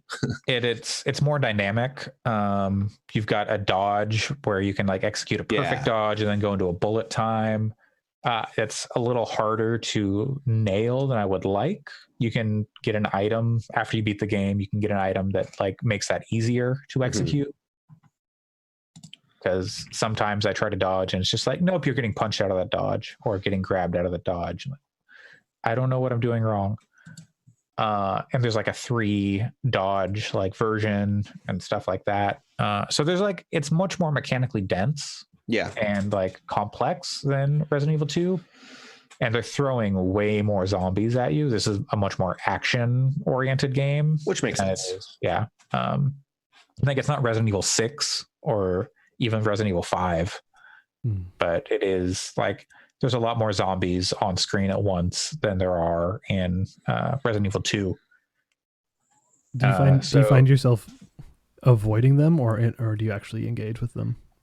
Sometimes you can't avoid them just because there's too many. And like if I was better at the dodging, maybe I would have avoided more. But I'm looking forward to like seeing speedrunning take off and taking a shot at that myself a little bit. Because I'm sure there'll be some interesting stuff, but in some ways I think it'll be inherently less interesting than like Resident Evil 2, just because there are so many discrete zones. So I think the thing that really like solidified like, oh, this is not exactly what I was hoping for, is there's a moment, or in like the kind of first like actual main area where you're solving puzzles, there are 2 like locked rooms, and I was like, oh, I'll come back to those because I'll be back here because it's like Resident Evil 2 remake, so it's going to be like a bigger city and stuff like that. And I did come back to that area for about 5 seconds as I ran through, and everything was on fire. And I was like, oh, I guess I don't get to go back to these places and get the stuff in those buildings. Okay, whoopsie. So then from then on, I was like, okay, I'll have to be more careful and try and make sure I'm picking up everything along the way. I still miss some stuff. That's fine. It's not like an issue because I'm going to replay it to try and like speedrun and stuff like that. But it was disappointing to realize like, oh, this is not going to be the big open Raccoon City nemesis stalking around every corner, jumping off buildings and trying to mess me up at any moment game that I was expecting. And, you know, I built that like expectation up for myself. There was no like marketing that I think said that, but that was what I was expecting, because that's the game they should have made, in my opinion. I'm looking at a Steam review too that suggests that like a significant amount of content was cut from it as well compared to the original game. Yeah, there's a lot of stuff that isn't in this version. Like Clock Tower, Gravedigger, the park, City Hall, Graveyard, other locations, a lot of enemies. There's a whole sequence where Jill is with the RPD that doesn't happen in this game. Yeah, like you go to the RPD, but it's not as Jill. It seems weird. I don't know. It just seems weird. It seems like they didn't know what they were doing. I think they were given a small budget and a small time frame. I think that's what it was. I think Capcom said, all right, we've got all this goodwill. I guess less the team, more Capcom didn't know what they were doing with the remake. I would say this is, that I can think of, this is kind of Capcom's weakest release in quite some time, at least since Monster Hunter came out, Monster Hunter World. It's frustrating because it implies that, like, I wanted to believe that they learned a lot from Street Fighter V and what a kind of disaster that was. I mean, it's not the worst game, but also compared to what Street Fighter 4 was, it just didn't. I mean, it wasn't great. I kind of hope that maybe they had learned from that, and that's why we got such great releases from them for a while. But it almost feels now like maybe those things were accidents, and it's like they have very talented talent, but from a like publishing and resource allocation perspective, they have no clue what they're doing still. Yeah, it's hard to say. It's not they've got Resident Evil Resistance. I haven't touched that yet. Maybe I'll come back next week saying this is amazing. This is like game of the year. Probably not. It looks pretty bad in my opinion, but I'll be interested to hear. I've seen people who are very into Resident Evil saying it's very good. But I haven't played it myself. Sure. I didn't mess with the beta or anything like that. It was the least interesting thing of that announcement. Like they announced it before they announced Resident Evil 3. And I was like, oh man, multiplayer? Are you serious? I love asymmetric games, but also if I wanted to play a 1v4 horror game, I would just play Dead by Daylight because that game is phenomenal. Well, maybe I'll be, yeah. I wouldn't be surprised if they like split these off at some point or something. I don't know. It's weird because like if Resident Evil 3, the remake, was a $60 game by itself, I would actually be mad. Yeah. Knowing there's this multiplayer element, I'm like, okay, I can give it a pass on that. But as long as the multiplayer element is decent. yeah. I hope it's decent. I'm going to play it this week and hopefully write a review of that. I've got a review of Resident Evil 3 that is going to go up maybe tomorrow or Monday, something like that. Sometime in the next day or two. And then maybe next weekend I'll get Resident Evil Resistance review so people can see what I think of that. Yeah, and my full playthrough of Resident Evil 3 is up on YouTube on the Gaming Fix YouTube channel. Some of this stuff looks good about Resident Evil Resistance. I just Googled it and there's some positive sentiment. So maybe it's really cool. I hope so. Yeah. When I first saw the reveal, I was like, what? If it turns out that Resistance is really good, I could see getting this game a little sooner rather than waiting. I imagine it won't be full price for a very long time. Again, like I'm the first one to be skeptical of Steam reviews, but it's getting a pretty good reception there. Yeah. I mean, users seem to be fine with the package, I guess. Mm-hmm. Yeah. There were some reviews talking about the Scort, which makes me want to just pack up Steam and eject the entire community into the sun. And there's going to be like mods that put her in like a bikini or whatever. So who even cares about a Scort? Like, it'll be modded into the true classic. Like, yo, she's on a skirt. Like, okay. Yeah. Okay. I enjoyed my time with it. I wish it was longer. I wish there was more of it. And so, yeah. Does they have like the thing that RE2 that makes me want to go back and actually get through RE2 to like enjoy it, or to experience it more, is like a lot of that goofy unlockable stuff, like the tofu character and stuff sounds really funny. Nothing like that in this, but I'm trying to remember if that was like that stuff was originally in Resident Evil 2 or if it was in Resident Evil 3, but maybe there was in both. There's like some unlockable items and stuff, but I feel like there's nothing like that I unlocked in Resident Evil 3. The idea, I guess, is kind of what I'm getting at more, is the idea of like Resident Evil 2 almost as like a roguelite sort of thing where you're doing runs at it sounds cool to me. Mm-hmm. So that concept is neat. And if there's like some variability in like loadouts and characters that you can get for Resident Evil 3, that sounds kind of cool, but I don't know. Maybe that's not. So you can unlock like a bunch of items and like weapons, and like you can unlock defense boosters and attack boosters, mm-hmm. and extra like hip pouches for extra inventory space and early lockpick and early bolt That's cutters cool. and stuff like that. So you can pick that all up at the beginning of the game or however much you want, but you have to like meet specific challenges to get points and then buy that with points, like kill 200 enemies, kill 1,000 enemies. That kind of stuff sounds like the most appealing thing about the game and would give it longevity and replayability, as given that the core mechanics of playing it are good.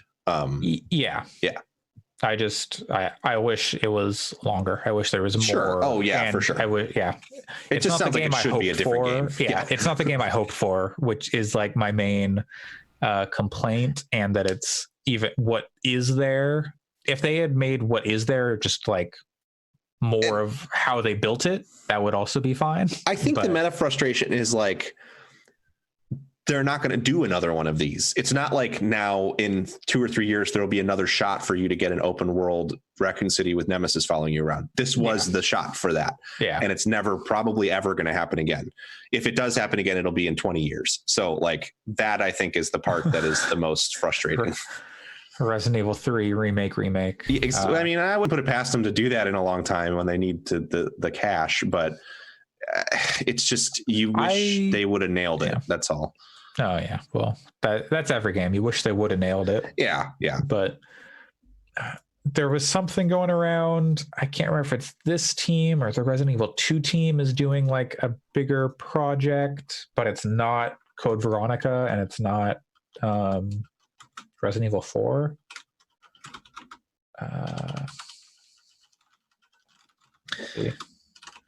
I wonder if they would ever revisit those. What was it? Outbreak, the multiplayer one. Yeah. That is, some people have been wanting Outbreak and Outbreak 2 like remade. There's been like an online resurgence of that game. Outbreak 2 was interesting. I've heard they're pretty cool. Yeah. You can find people playing that, like people are doing like weird, I don't know if it's a ROM like lands or like emulating the game on PS2 and like doing that over computer or what, but there is like a community playing that game. That's so weird. Yeah. You can find it on YouTube. It looks kind of rough. Yeah, sure. But you know, it's like a PS2 game. That's kind of the two main things about Resident Evil that have made me, as someone who was like the only one I played when it came close to when it came out was Resident Evil 4. Mm-hmm. It like the weird mythology is one aspect of why I have always kind of wanted to penetrate it. But the other thing is like how weird the spin-off games seems to be in terms of the like stories they covered, and then the weird experiments they had with things like online play or like the light gun game that they made. That stuff always seemed fascinating from like it's weird it got to be such a wide arching media franchise kind of thing. It's, to me, it's one of the most iconic series, even though like as a kid I didn't play the games. I didn't like the first one I really played myself was 4, but I just have such reverence for the series for some reason. I just think it's really great. The lore, the characters, the campiness, I think it's really great. I don't know how it got such a solid place in my heart, but the movies, I love those. Everything about Resident Evil I kind of love. I haven't played a lot of the spin-off games like Revelations and stuff, but I probably should. Yeah, I don't know. The Resident Evil 2 remake is on sale for $20 until the 15th, so I may that's a good price. Pick it. I may give it a shot again on PC, and even though I've tried mod Mr. X into like Thomas the Tank or something, or into a thong. Yeah, hell yeah. I think I do the same to Leon. Hell yeah. Also, I just remembered this game, so the writing in this game is a little suspect for some reason. There's a lot of swearing, much more than like previous Resident Evil games. Someone said I want to say, I don't know if I think it's Brad, maybe it's Jill. It says like fuck shit early on, and when I was watching Abby stream it, and I was like, all right. It's like in Resident Evil 2 they added some more like fucks and shits and dams. That makes sense. You're in the middle of a viral zombie outbreak. I can understand why you might swear. But in Resident Evil 3, most of the swearing comes across as being written by like a teenager who learned how to swear, or just mustered up the courage to swear, but doesn't know how to properly utilize it. most of the there's like documents and things have much more swearing. Like there's one for the UBCS, the Umbrella Bio something the soldiers, and it starts off, "Listen up, limp dicks." It's like, okay, they're military folks. They're gonna swear creatively, but it just seems out of place in Resident Evil. Jill has occasional one-liners that are pretty good where she swears, like "bitch can't even swim" is a good one that she says. But then she says like "shitbird." I'm like, oh, okay, I guess that doesn't seem like something Jill would say. The master of unlocking. Speaking of swear, I think it's funny that we're at a point where characters are like, and it's should be fine to swear. I mean, in most ways, as long as you're not saying a bunch of as long as you're not saying like truly offensive words that are slur-like or slurs. But it's funny to contrast RE3, which is like characters saying fuck shit right at the beginning, to I don't want to talk about it at length, but I finished playing Half-Life 2 this week. And characters say shit in that, but there's a moment near the end where Barney tosses you, I think it's the gravity gun or something. And he's like, if you see Dr. Breen, tell him, fuck you. But the fuck is like, there's an explosion that muffles it. And in the subtitles, it's like, it blanks it out. So this mature rated video game from the early 2000s, they were afraid to say fuck in it. And they had to bleep it out like it's a PG-13 movie. And now we've progressed to fuck shit in the first 5 minutes of a game. And the stuff you can see in Resident Evil 2, at least Resident Evil 2 is much more graphic with like some of the gore. It is in it shockingly like gory. Early on is like some pretty it's kind of awesome stuff, but in the first like 10 minutes I will say the first half hour, even when there's people getting like cut in half by doors and stuff, I was like, holy shit, or it's just torn in half. And then like people's faces have been spiralized by you get some background lore on that guy. But so there's nothing like graphically, there's like some gross like throat stuff, but nothing I'm all about gore. It's a good statement. No real gore. That's one of the things that makes me want to play RE3 is I heard that there's some pretty good body horror and stuff in it. It's unpleasant. Yeah, I'm into that. I don't particularly love like the kind of, it doesn't bother me, but I don't particularly love like zombie gore. It's not like I'm in, but I do like the kind of body horror stuff, like the head exploding guys in Resident Evil 4 and that kind of like scary appendages popping out of people, the Thing kind of stuff. That's my favorite kind of horror. So no knees bend the wrong way. So you're saying that's and you know what? In video game form, I don't care. It doesn't bother me. Bones in video game, because I know that they're just like rigged models. It doesn't freak me out the same way. It's for some reason, even though I know it's not real in movies when people's bones bend the wrong way, the fact that it's a human being, like, ugh. Even I watched John Wick this week. Even in John Wick, there's moments where I'm just like, ugh, don't do that to that person. Just shoot them. Yeah, there's a lot of that in John Wick 3. Yes, there is, and I love that movie. But just shoot him. Come on, man. Yeah. Oh man, John Wick skin for Resident Evil. Let's need that anyway. So that's gonna wrap up our game talk for this week. That was a whole bunch of stuff. Let's do a quick rundown for people real quick. We talked about Cat Girl Without Salad, Amuse-Bouche. Anything to say that name again? A little bit of Good Job, Mountain Blade 2, Hot Dogs, Horseshoes, and Hand Grenades. A lot of various bullshit. Dogarai and Cross Sneak, Stacks on Stacks on Stacks, Animal Crossing, Half-Life Alyx, Resident Evil 3. Whew, it's a lot of games. A lot of games. And turns out, might be some of the last games we get after Final Fantasy VII comes out next week, or this week, whenever, on the 10th. It's already out for some people, but also Sony has delayed The Last of Us Part 2 and Iron Man VR until further notice. What will we do without Iron Man VR? Oh no. I forgot about it existing. I seriously did too. I saw that and I was like, oh yeah, that's the thing. Yeah, the statement that Naughty Dog put out was a little weirdly phrased, but I think it made it seem like they were like, we really wish Sony would just put this thing out. Yeah, they're like, well, this is pretty much done. I guess we get more time to work on bugs now. But it almost felt like they didn't consult with Sony PR before they put the statement out, and were just like, yo, fuck this. It was strange. But so the implication is, or I guess I don't know if it's an implication, because of COVID-19, the supply channels, it seems like manufacturing like discs and stuff is kind of a concern still, and like production and shipment and all that kind of stuff is in flux.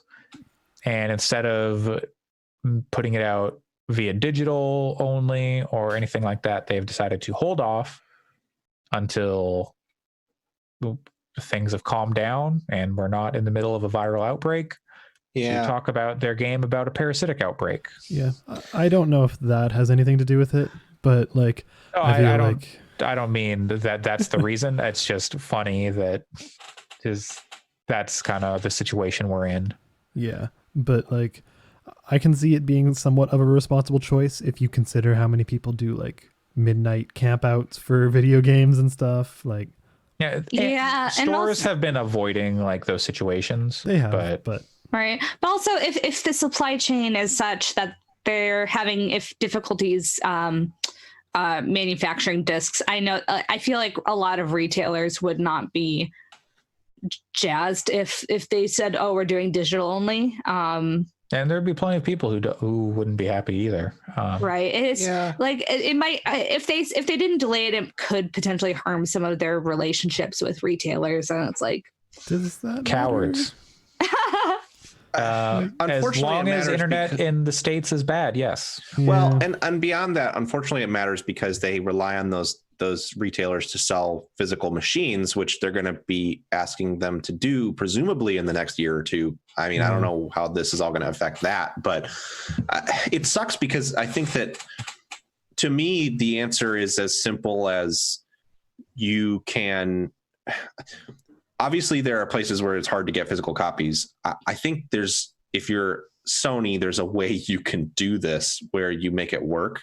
Like, if it were me, I would suggest things like only like you're working with places like retailers that do ship product. So encourage them to don't sell it in stores, or I mean, in a lot of cases, those retailers are closed. Obviously, there's smaller retailers where that sucks. So I don't know if that solves that problem, but I don't know that how much my local small video game store is relying on Last of Us 2 sales versus sales of the huge range of retro games that they sell and like all the hardware that they sell and stuff. But like maybe you discount it by $5 or $10 for a digital version. That way you ease the number of people who want the physical copies and put a little bit of like, make it a little easier for people to get them. Yes, that's going to piss off retailers too, but like, just seems like there's some way around this to make it, to get the game in people's hands. I wonder if there's some concerns about sales because so many people are out of work. Yes. And I think that's the real reason why this is happening, is that they're worried that economically it doesn't make sense to put it out right now. And I think that's kind of bullshit. Like, but I don't know. I mean, I guess I can also see an argument look at the unemployment numbers and what's going on. Yeah, it's. I feel like it might be a bit of a wash though, because I mean, unemployment numbers are certainly terrible, but at the same time, so many people are staying inside and choosing to play video games that, you know, people who might like go, oh, I don't really have time to play Last of Us 2 at launch, might go, well, I certainly have time now. But, and I could say personally, like based on the amount of money that I was spending on things like, you know, having beers at the game store when I go play games once or twice a week, and eating out for lunch, which I mean, I don't know that most people do here, but I have a bad habit of doing that. Like even after donating to mutual aid groups in the area, I still have like a lot of money left over that I don't normally have. Like even after saving it, just in the event that I need some extra to fall on, like a cushion, and donating to mutual aid groups to help people who are being more affected by it, I still find myself with like, well, I guess it doesn't really, I could spend extra money on this game because I'm saving so much, and I'm in the fortunate position where I have a job that I can do entirely from home. So I don't know. It's a weird. It's a weird. Yeah. It's a weird calculus of like people of like what's going to be good for the retailers. Do you want to piss them off? Will a lot of people are unemployed, but also a lot of people aren't necessarily spending money going out to restaurants or bars, or I know that I spend way too much money on going to the movies and concessions at the movies. So I'm like, oh, okay. Entertainment wise, buying a couple of extra games is not going to hurt me.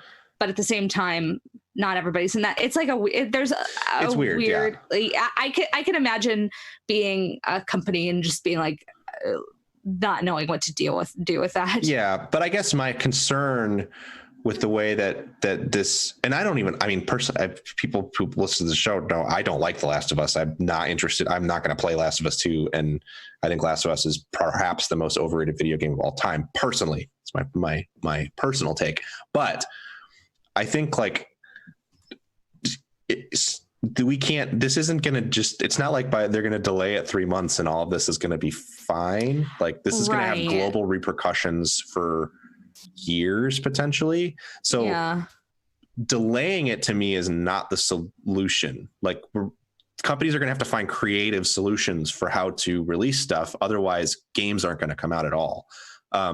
And it's one thing for a game like I fully expect Cyberpunk will be delayed into 2021 because that game was still being game was being like those people. CD Projekt was working themselves to the bone to get it out by September, and now that they're all transitioning to work from home, I'm sure that's affecting productivity on the game. Even if they're up at 100% productivity, there had to have been a few weeks there where things were still falling into place to move that operation to home. So I guess crunching was worth it. Yeah.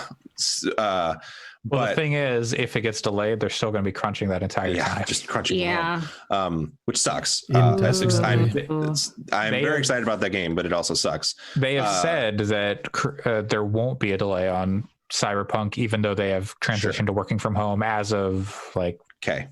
I don't know if I believe that. Maybe it'll be a shorter delay maybe it'll just be a few weeks or something. But either way, like there are still going to be countries in lockdown and cities in lockdown in September. So these games have to start coming out because otherwise there's just not new games. And like, they got to figure out ways to deliver them. And in my head, if we lived in a perfect world, the people who don't have access to high-speed internet would be able to get physical copies of the games, and the people who do have access to high-speed internet would just get digital versions, and everyone would play nice with the copies that are available and make sure the people who need the physical copies get them. Obviously, that's not the world we live in, so I don't know. I was going to say that's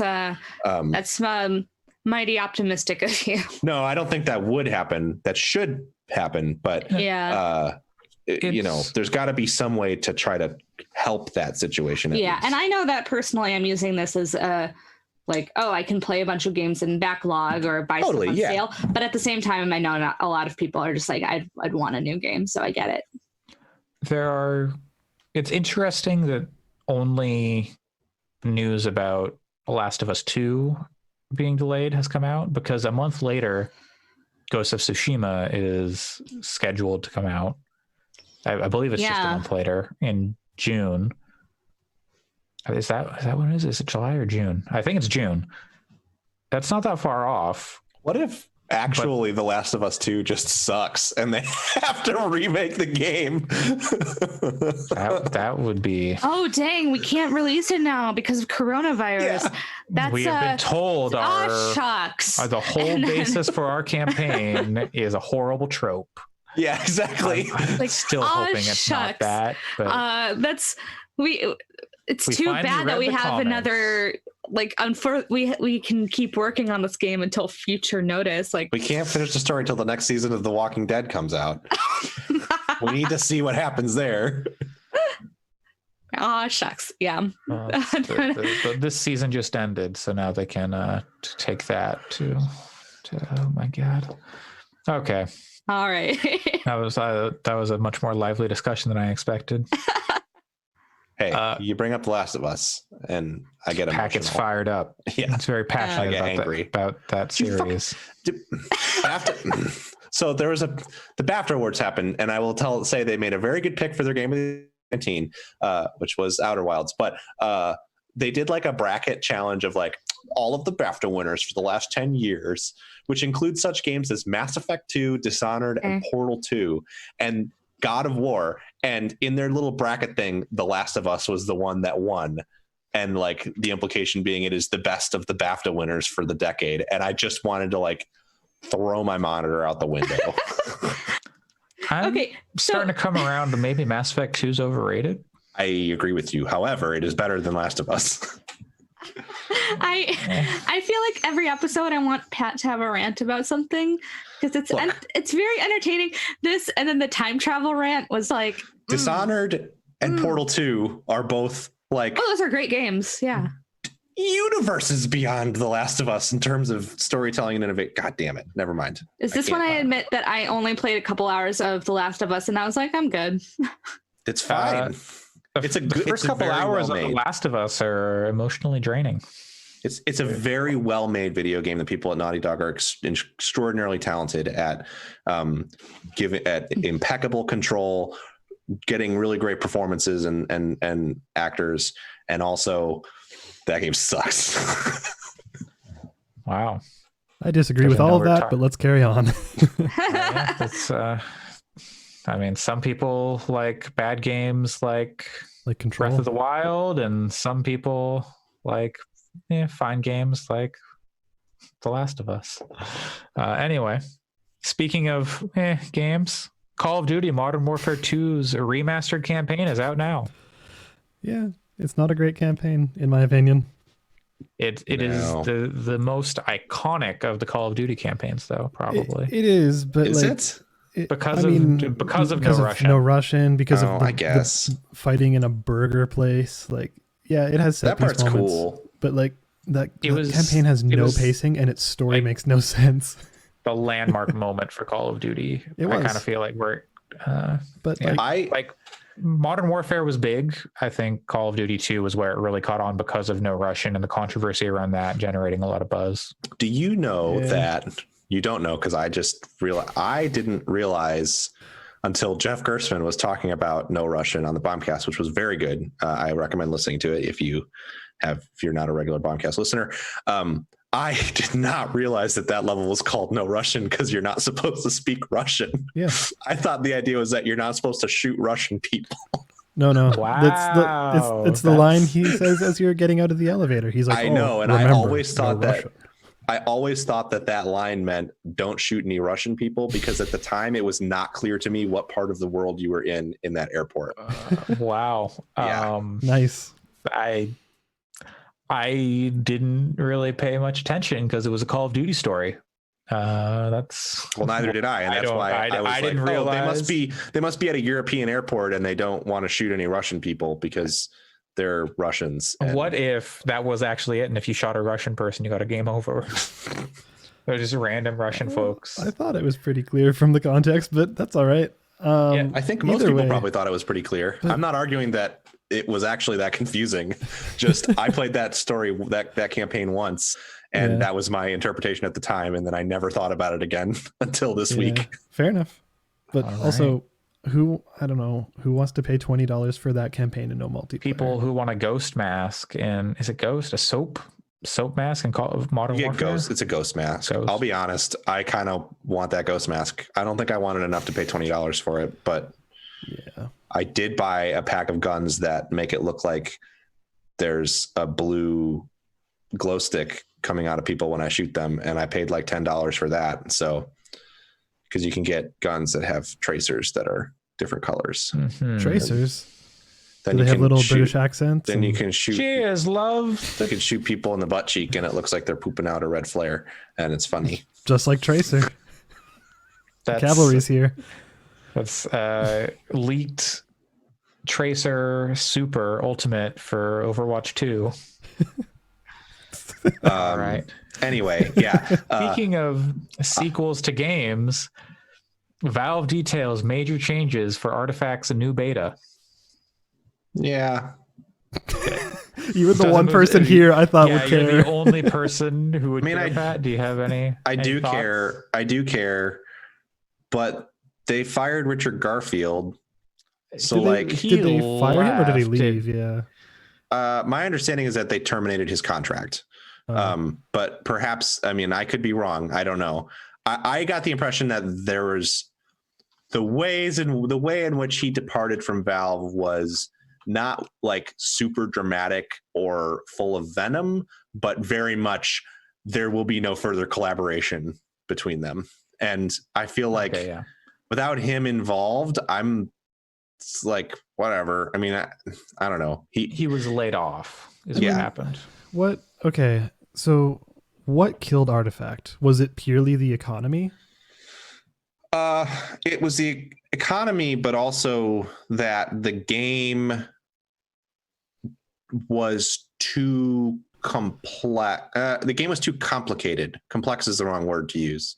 Sure. Complexity versus complicated they're two different things. And it was too complicated. I think it was very rewarding if you took the time to learn how it worked, but it was, I mean, it's a very good comparison is the way that Legends of Runeterra has launched versus the way that Artifact launched. Legends of Runeterra is a much simpler game than Artifact, but it's also far more playable and easier and like approachable and stuff. Artifact was just like there was so much there and it didn't all add to the depth, I guess, is the problem. So they need to rework it at a deeper level than just fixing the economy, I think, for it to really take off. I am the kind of person that it worked for. I liked the way that it had a lot of breadth and had and the fact that it was complicated and stuff was appealing to me. But I recognize that the number of people that's true for is probably pretty slim, because like most people don't want a game that is more complicated than Magic the Gathering. See, they put Godzilla and Magic. I know those are very good cards. Let's put it this way: when I needed to make room to move Total War 3 Kingdoms to my SSD so that the battles didn't take 2 minutes to load, I didn't delete Magic the Gathering Arena. I just moved it to my other hard drive. Anyway, I think like I want games that are complicated. I like card games that are super complex, but I understand that that's not necessarily the goal of everyone. And some people just, it was too much because there was a lot going on and deck building in that game was very complicated. So what do you make of the changes there? They've got stated for this new beta. You can play cards on any of the lanes at any time. Like they're zooming out. That's helpful for You sure. can see all three at once. There's no paid cards. Everything is available. There's a hero draft. I'm not exactly sure how this. So no paid cards is a huge thing that they that they really should have done sooner. And I think that's a big that's a big thing. I'm also parsing the changes again. The all three lanes at once thing is going to is something that increases the complexity of the game without actually making it that much more complicated. And I think it's also a good differentiator from that game versus other card games. So I think that's great. But it like what they're talking about with it's less likely that a player will get shut out in the same way that they used to. That's huge because there were just times in the original game when it was like, well, there's no way I can compete in this lane. So it's a waste of time to spend anything there. And then you are like basically like losing a part of your turn. So that's good. And then I think that making everything free is important. They should have done that earlier for the game as it is now. And what I would love to see is for them to implement a battle pass similar to what they've done for Dota Underlords that includes cosmetics for things. It's a card game, so you can do cosmetic animated cards. And that's like fucking awesome. And if that is like their main revenue generator, like I will totally buy battle passes for that game if it comes with stuff like animated cards and new couriers and stuff. Sorry. Do half a map or half a, like your half of the lane. Totally. Yeah. They do that in like Runeterra. They do that in Hearthstone. They do that in Eternal. So there's so many cosmetic things that they can do. The other thing I would love to see is if they had some kind of tournament mode that you would buy into small fee, like a couple bucks, but where you could buy into a tournament and get in a group of other players and have it be like, this is a double elimination tournament that is going to take place between you and 15 other people. And it's happening this Saturday at 1 p.m. and you're signing up for, to be online for 5 hours or whatever, like kind of like a card game tournament, a physical card game tournament, that kind of stuff. If they can get that in there, would be so cool to have. So I don't know. I have some faith in their ability to do the work because of how good Underlords is. And the fact that they, I think, hopefully learned a lot, because Underlords is in itself effectively a card game in a lot of ways. It's just the cards are characters instead of actual cards.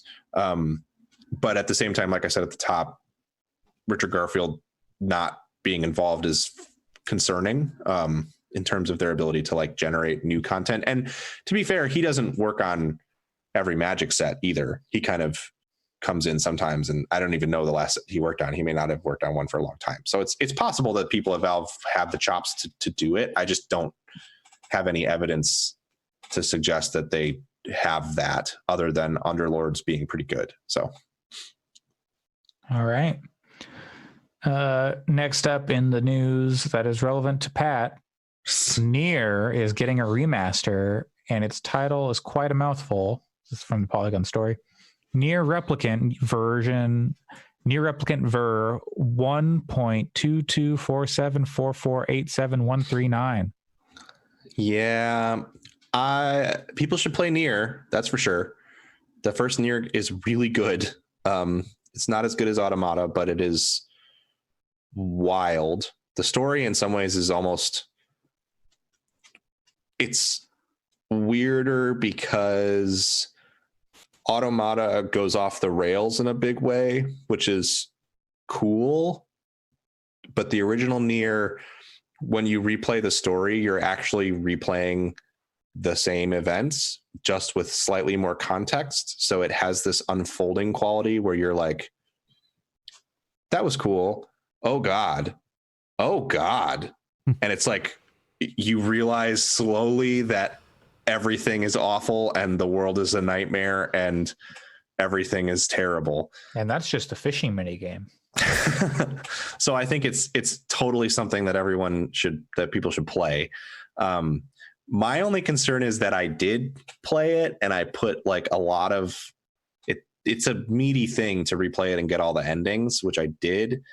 And if this game is like, it's Nier, and then also there's a new 6th ending, and I have to replay it another 6 times. The producer has said they don't know if there will be another ending. That's what I mean, is I would bet that they won't tell you either until people have the game. Yeah. And I'm the sort of person that I just don't have it doesn't have the same impact for me to just watch a video of it. So I'm going to have a real crisis if there's more story stuff in it, because I'll want to replay it all. But also, that game is not the best action RPG.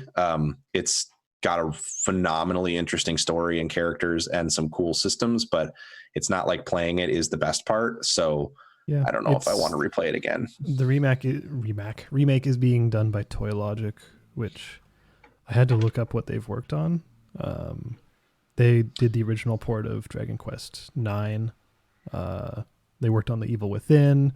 They did Kid Icarus Uprising and Super Smash Bros. Brawl and stuff like that. So like they have some stuff under their belt. Yeah. And if they're improving the combat, sure, that's good. But man, What about the fishing? Justin McElroy needs to know about the fishing. it's true. But like, what if they added a new ending and it was a flashback and you just played the entirety of Drakengard 3? You don't know how close I came to trying to play all of the Drakengard games and getting all of the endings in those games and playing Nier multiple times before. That doesn't surprise me. Ugh.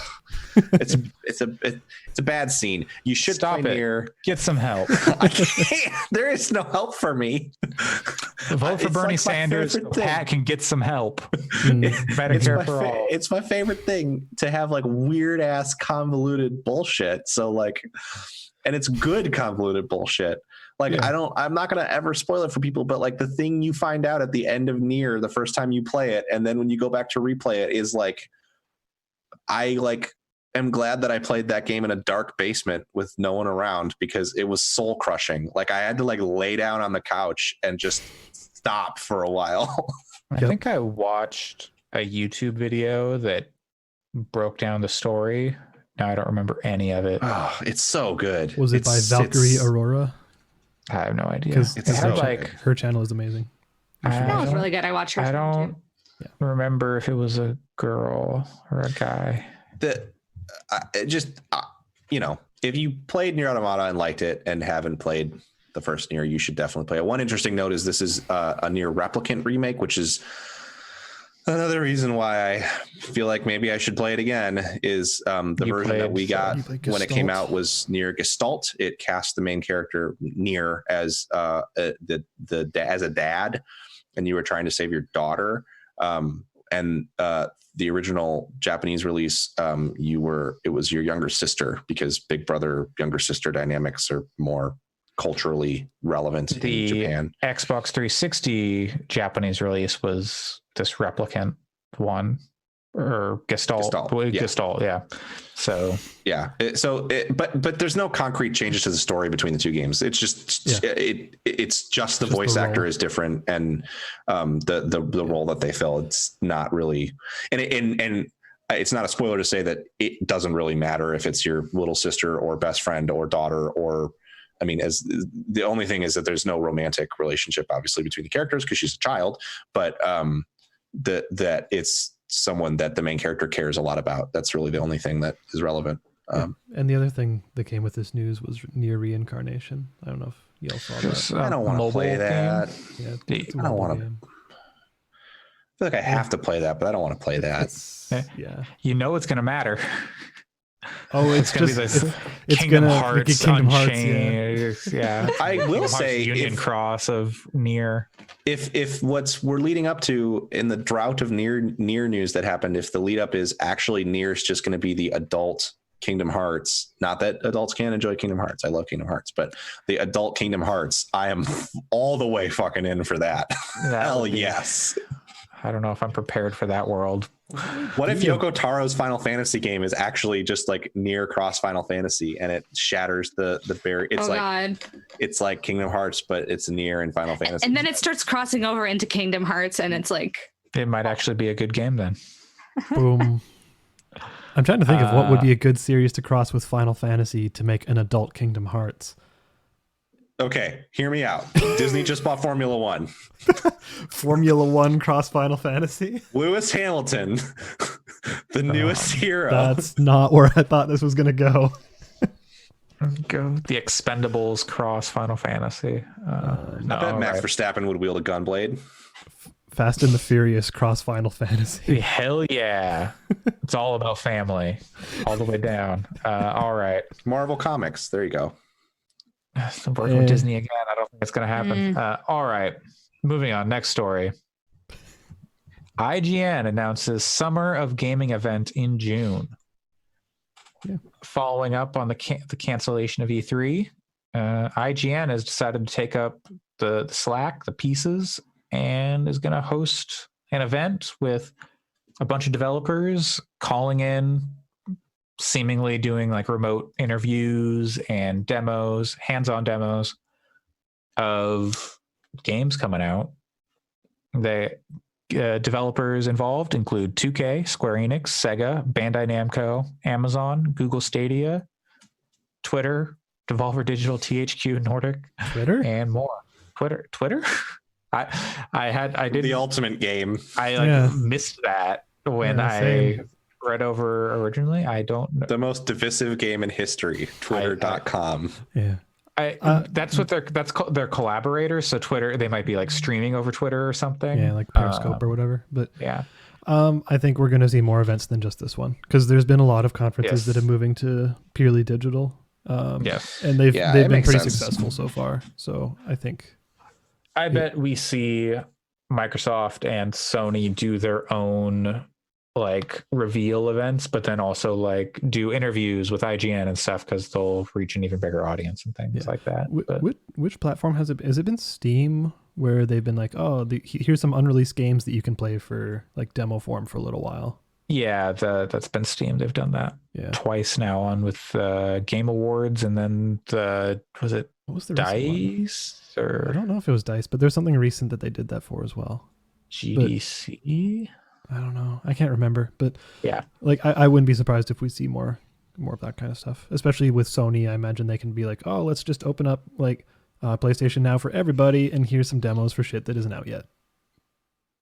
Yeah, that would be cool. I don't know if they'd necessarily have to do PlayStation Now for that. I think if they just did like, here are some demos, but limited time or whatever, who knows if their store can handle that. Yeah, no idea. And maybe, I don't know if console demos are more difficult to do. I don't know either. All right. But either way, probably end up watching it. IGN is fine.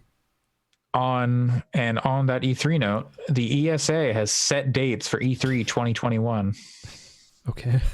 A reimagined showcase will take place June 15th to 17th, 2021. That is not going to be a press event anymore. There's almost no way. Probably not at all. But who knows what that looks like right now. There's no news on if E3, the ESA is going to try and get something together for June. They haven't said anything. Yeah, I was going to say, didn't they delay 2020 and not cancel it? No, well, they've announced they canceled. Oh, they canceled? Okay, I thought it was just delayed. I imagine that was a situation where they had their dates and there are no other like dates they could get in there. Even if things were to get better, it's probably like booked at the convention center. Yeah, probably. I imagine the LA Convention Center is a pretty busy place. Yes. Well, so yeah, no E3 this year. There's one scheduled for next year. Sure. Whatever that ends up being. PAX 2. Let's get your predictions in now. It's not going to be a press event. gaming@fix.space. I don't think there's going to be a PAX. There are going to be PAXs for the rest of this year. No, of course, I don't think so either. But I think E3 is just going to be the next PAX. And I'm certainly not going to go to a PAX West if they have one here in August or September. Like, no way. That'd be quite a move on their part. Even if the curve is bent down to like just one or two cases again, there's still no way I would go to a convention. Hey, that's how I was feeling about PAX East. No, yes. We're moving on in our news. Just a few more stories. One's real quick. Then you can go to bed. Square Enix pushed an update for Final Fantasy IX on PC that deleted the entire game. Yeah. There's not much to be said about this, but I did see a phenomenal tweet that I don't agree with, but still, that said, never before has a patch fixed an entire video game in one go. Oh, no. Which I think Final Fantasy IX is pretty okay. So, but it's definitely on my list to play, but it's pretty fun. I thought it was a funny. That's tweet. A good burn. The person then said to play it on Steam. The person then said, to be clear, I've never played a Final Fantasy game before, but that's a good goof. Yeah, it's just funny. people were trying to play the game and it just wouldn't launch. And lo and behold, the entire game was removed from their computer with that patch. Yeah, like if you look at basically the Git log, I don't know if y'all know how Git works, but you can just see all the files and it's like, yeah, just everything is just fucking deleted. It's an empty folder. It's funny. So yeah, that's real great. Last time I played it, I stopped playing because I couldn't mod my save because I was like, I don't want to like go around and farm. Just give me all the ultimate weapons, and it wouldn't do it. Yeah, Very rude. It's good. It's a good JRPG. I got most of the way through, and then it's like I don't want to deal with the grind. I got 75, 80, 90% of the way there. Final Fantasy, I don't want to deal with the grind. That's like, yep. That's why you play Final Fantasy VIII. Game is perfectly balanced because the enemies scale to you. You don't have to grind at all. You can turn off all the encounters in that game. Never have to do any random encounters. Perfect game. And our last news story of the week. It's going to make one Allison very happy. Details have emerged about Nintendo's plans for Mario's 35th anniversary, which include remasters of most of Super Mario's 35-year back catalog for the Nintendo Switch. Games like Mario 64, Mario Sunshine, Super Mario Galaxy, all coming to the Switch in some like deluxe anniversary collection. I hope it's a collection because I was talking to my sibling about this and they were saying that they could see them releasing each of those games for full price, which would be an extremely Nintendo thing to do. Yeah, like 100%. I don't doubt that. But at the same time, if they put out 64, Sunshine, and Galaxy in a 3-pack, that would be, I think, a good value proposition, and I would immediately buy it. I hope Galaxy 2 would be a part of it. Yeah, Galaxy 2 is good.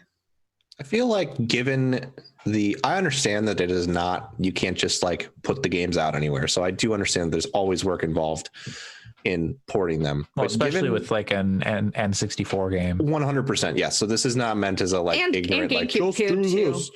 But Nintendo is like, they have, I guess aside from maybe like Valve, they have a better set of resources than maybe any other company on the planet. Yeah, and it seems like every Nintendo system within a few years, you should just be able to play all the Mario on it, you know? Like, yeah, no, I totally agree. And they have a back catalog of games that largely stands up to time.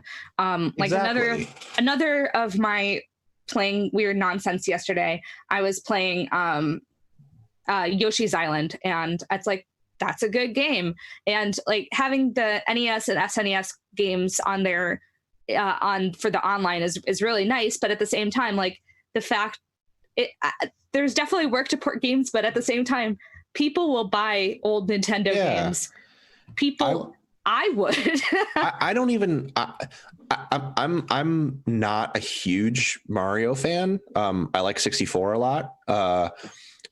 But I honestly haven't played Galaxy, so I will definitely play those whatever form because I know they're very good. But I would buy, you could charge me like $100 for an app on my Switch where I tap it and then it's like, what Mario do you want to play? And it's just a list of all the Marios. That's like the dream. It seems like that should just exist to me. I don't know. Like dream. Well, yeah. Call it Super Mario All-Stars and have it be a thing that just is always having games added to it over time, you know? I would pay like any subscription for that. I am not good at money when it comes to Nintendo though, so yeah. I hope it happens. That would be cool. Further dipping into the budget gamer's wallet, we've got also news that there will be a new installment in the Paper Mario series. Yep. As first reported by VentureBeat, the new game is understood to return to the series' RPG roots with a game closer to its N64 and GameCube installments following criticism of its 3DS and Wii U entries. Good. That's good news. Do I get my hopes too high up? I would be careful about that. Want to, but as Paper you on the Mario podcast know, and a 2,000-year-old door. God, as you on the podcast know, but listeners might not.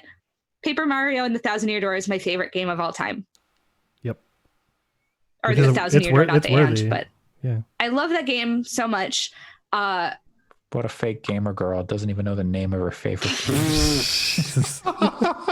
Well, there you go. But like, Mario RPGs are like they're one of my favorite things out there. So if it was a return to form, I would be great. I'd be so happy. That said, I played a little bit of Sticker Star and put it down, and I don't have a lot of hopes. So after hearing people talk about those games, it seems like going back to what worked on the GameCube, N64, that seems like the only way forward. Yeah, and But I'm one Nintendo is going to do what Nintendo does and not make any sense with their decision. I'm one of the defenders of Super Paper Mario, the game for Wii. It's really different, but I think that it has the same kind of writing and charm of the first two. Just the RPG elements aren't really there, but people love the original and 1,000-Year Door. So if they did a return to form, and honestly, as somebody that plays a lot of Nintendo games, I feel like largely their first party titles lately have been really quite good. There's not a lot of first party titles and I'm like, wow, that was not great. So I'm just hopeful that they're like, okay, we want to make a game that people actually like, but also you could bring the Nintendo 64 and the GameCube vert game to Switch too, and I would buy it for whatever money. So yeah, that'd be cool. I feel like for me, they have not made, with the exception of maybe Breath of the Wild, they have not made an entry in any of their main series that I like as much as those games on N64 and GameCube. Like, I think Animal Crossing New Horizons is cool. I still like the GameCube, the original one, better. Fire Emblem, my problems with it aside, I still like the older Fire Emblems more. I don't like Mario Odyssey as much as Mario 64. So like for me, it's kind of like not really the opposite, because I don't think they've made any bad games recently. But I wonder how much they could return to those classics, like the style of those games. I mean, from what I understand, like I never played Color Splash, but I remember when it came out, people were like, "Oh, is this going to be a return to form?" And I think that was part of what they were intending, and that certainly did not, from what I understand, did not happen. But I never bought it. Yeah, but I don't know. Yeah, I mean, I've been here. I have hesitations with their mobile output, which are considered first-party games in a lot of fair. Right. Yeah, I mean, those so are if not they good. Follow some of that trajectory, there hasn't been a good one yet, in my opinion. And also, like, everything I've heard about Mario Party on Switch has been pretty bad. Like how it has 4 I thought it boards. was good. but like things. I've I heard think good. it's kind of bad. like I how think it, it's Mario kind of Party. the platonic ideal of Mario Party. Yeah, I think it's Like, if you like Mario Party or not. If I you don't- don't like Mario Party, then you won't like it. but it only it's has like 4 boards. yeah, but the like I can get down with some Mario Party. Mario Party was Super Mario Party. What? Is awful. Oh yeah. Everything about it is the worst iteration of Mario Party to ever come out. I find that Games are bad, almost. the I find board that is literally bad. impossible to believe. Did you I'm play the so one on Wii U? confused by that I statement. did not play the Okay, one on Wii. we I don't did have not time to play get one into since all the that. GameCube. That is We'll need to bizarre. clearly do a Mario not- Party cast, because I've Mario Party not on played Wii one U since the GameCube, doesn't but- have boards. And it has the whole like, That oh, sounds you're like in an the same improvement. car together. Like, what is Oh, that? that one, It's yeah. terrible. It's awful. Anyways, sorry for bringing that one up, but I think I don't think Nintendo's record is sterling. Like even if you look back one generation, you look at Happy Home Designer and all that shit. Like, for sure. And I think, what was the stupid Animal Crossing party board game where there was no mini games and it was literally just going around the board and that's it. And you had to use your amiibo every time that you played. Yeah, no. I mean, especially getting to the Wii U games, the record is certainly not flawless, but I think that a lot of their games for Switch, especially like their first party titles, personally, I think they are kind of a return to form. Like in terms of, I really loved Odyssey. I really loved Breath of the Wild.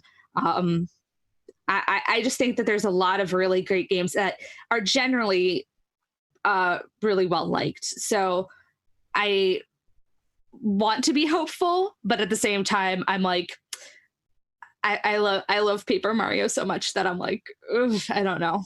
If it's got people who worked on stuff like Odyssey working on this Paper Mario game, it'll at least be good.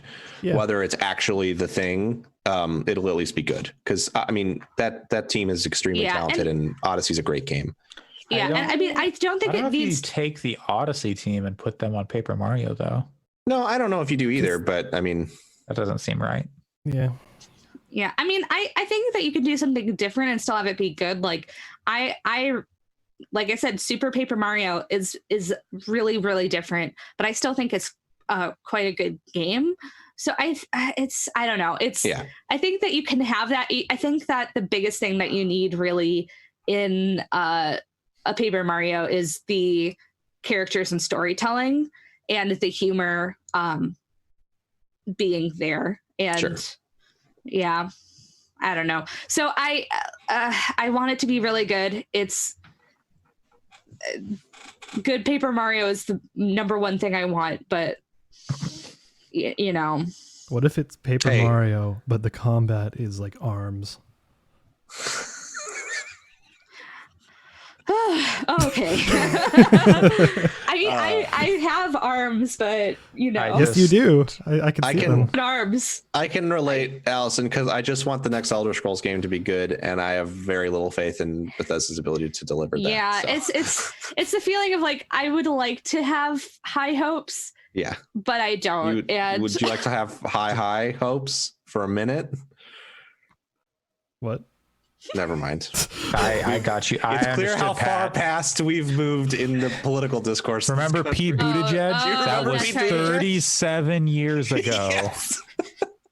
Oh my God. March was the longest month of all time.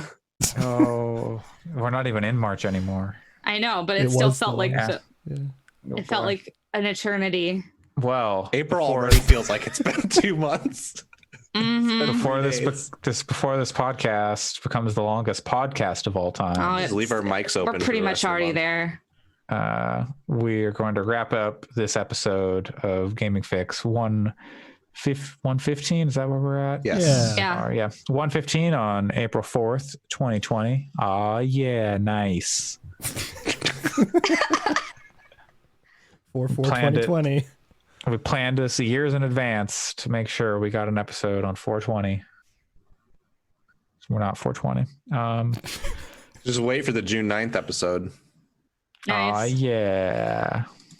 There's no podcast on. We're June gonna do a 9th special Tuesday episode. Okay. If we're all still working from home, we could make it happen. Exactly. It's going to be all about the next generation of Xbox consoles. Yep. And that's it. Okay. You can find some reviews on our website, fix.space. You can find my playthrough of Resident Evil 3 on our YouTube channel, Gaming Fix, right? Fix Podcasts. What is our YouTube channel? Fix Podcasts on YouTube. That's what we've got. Like isn't our Twitch different? Our Facebook is different from our stuff. I always forget which one's which. SEO baby. You can find me, Andre, on Twitter at Coolslaw, COOLSL4W. Allison, where can people find you? You can find me on Twitter at WRITERSERENYTY. Alex? Probably not playing Super Mario Odyssey. It's okay. It's an alright game. And Pat. Probably not really playing anything on my Switch for a while, but also at PJC Plays on Twitter. I'll check into Animal Crossing. Alex, if you had one of the hat ship, what would your hat look like? Would it just be a beanie? I don't know what that means. Hat chip? In Odyssey, he's got the ship and it's a top hat. Oh, Yeah. gotcha. Yeah, it'd be a beanie. Okay. I thought you said Mine would chip. be it. I was like, what? Chip. Chip. Mine would be a Your cowboy hat. A nice 10-gallon. Does that hat take 10 gallons? Yuck. Bye, everyone. SpongeBob All right. movies are real good. right. Thanks for joining us. Review us on your podcast platform of choice. So long, everybody. Thanks. Bye. Bye. Bye. Bye-bye.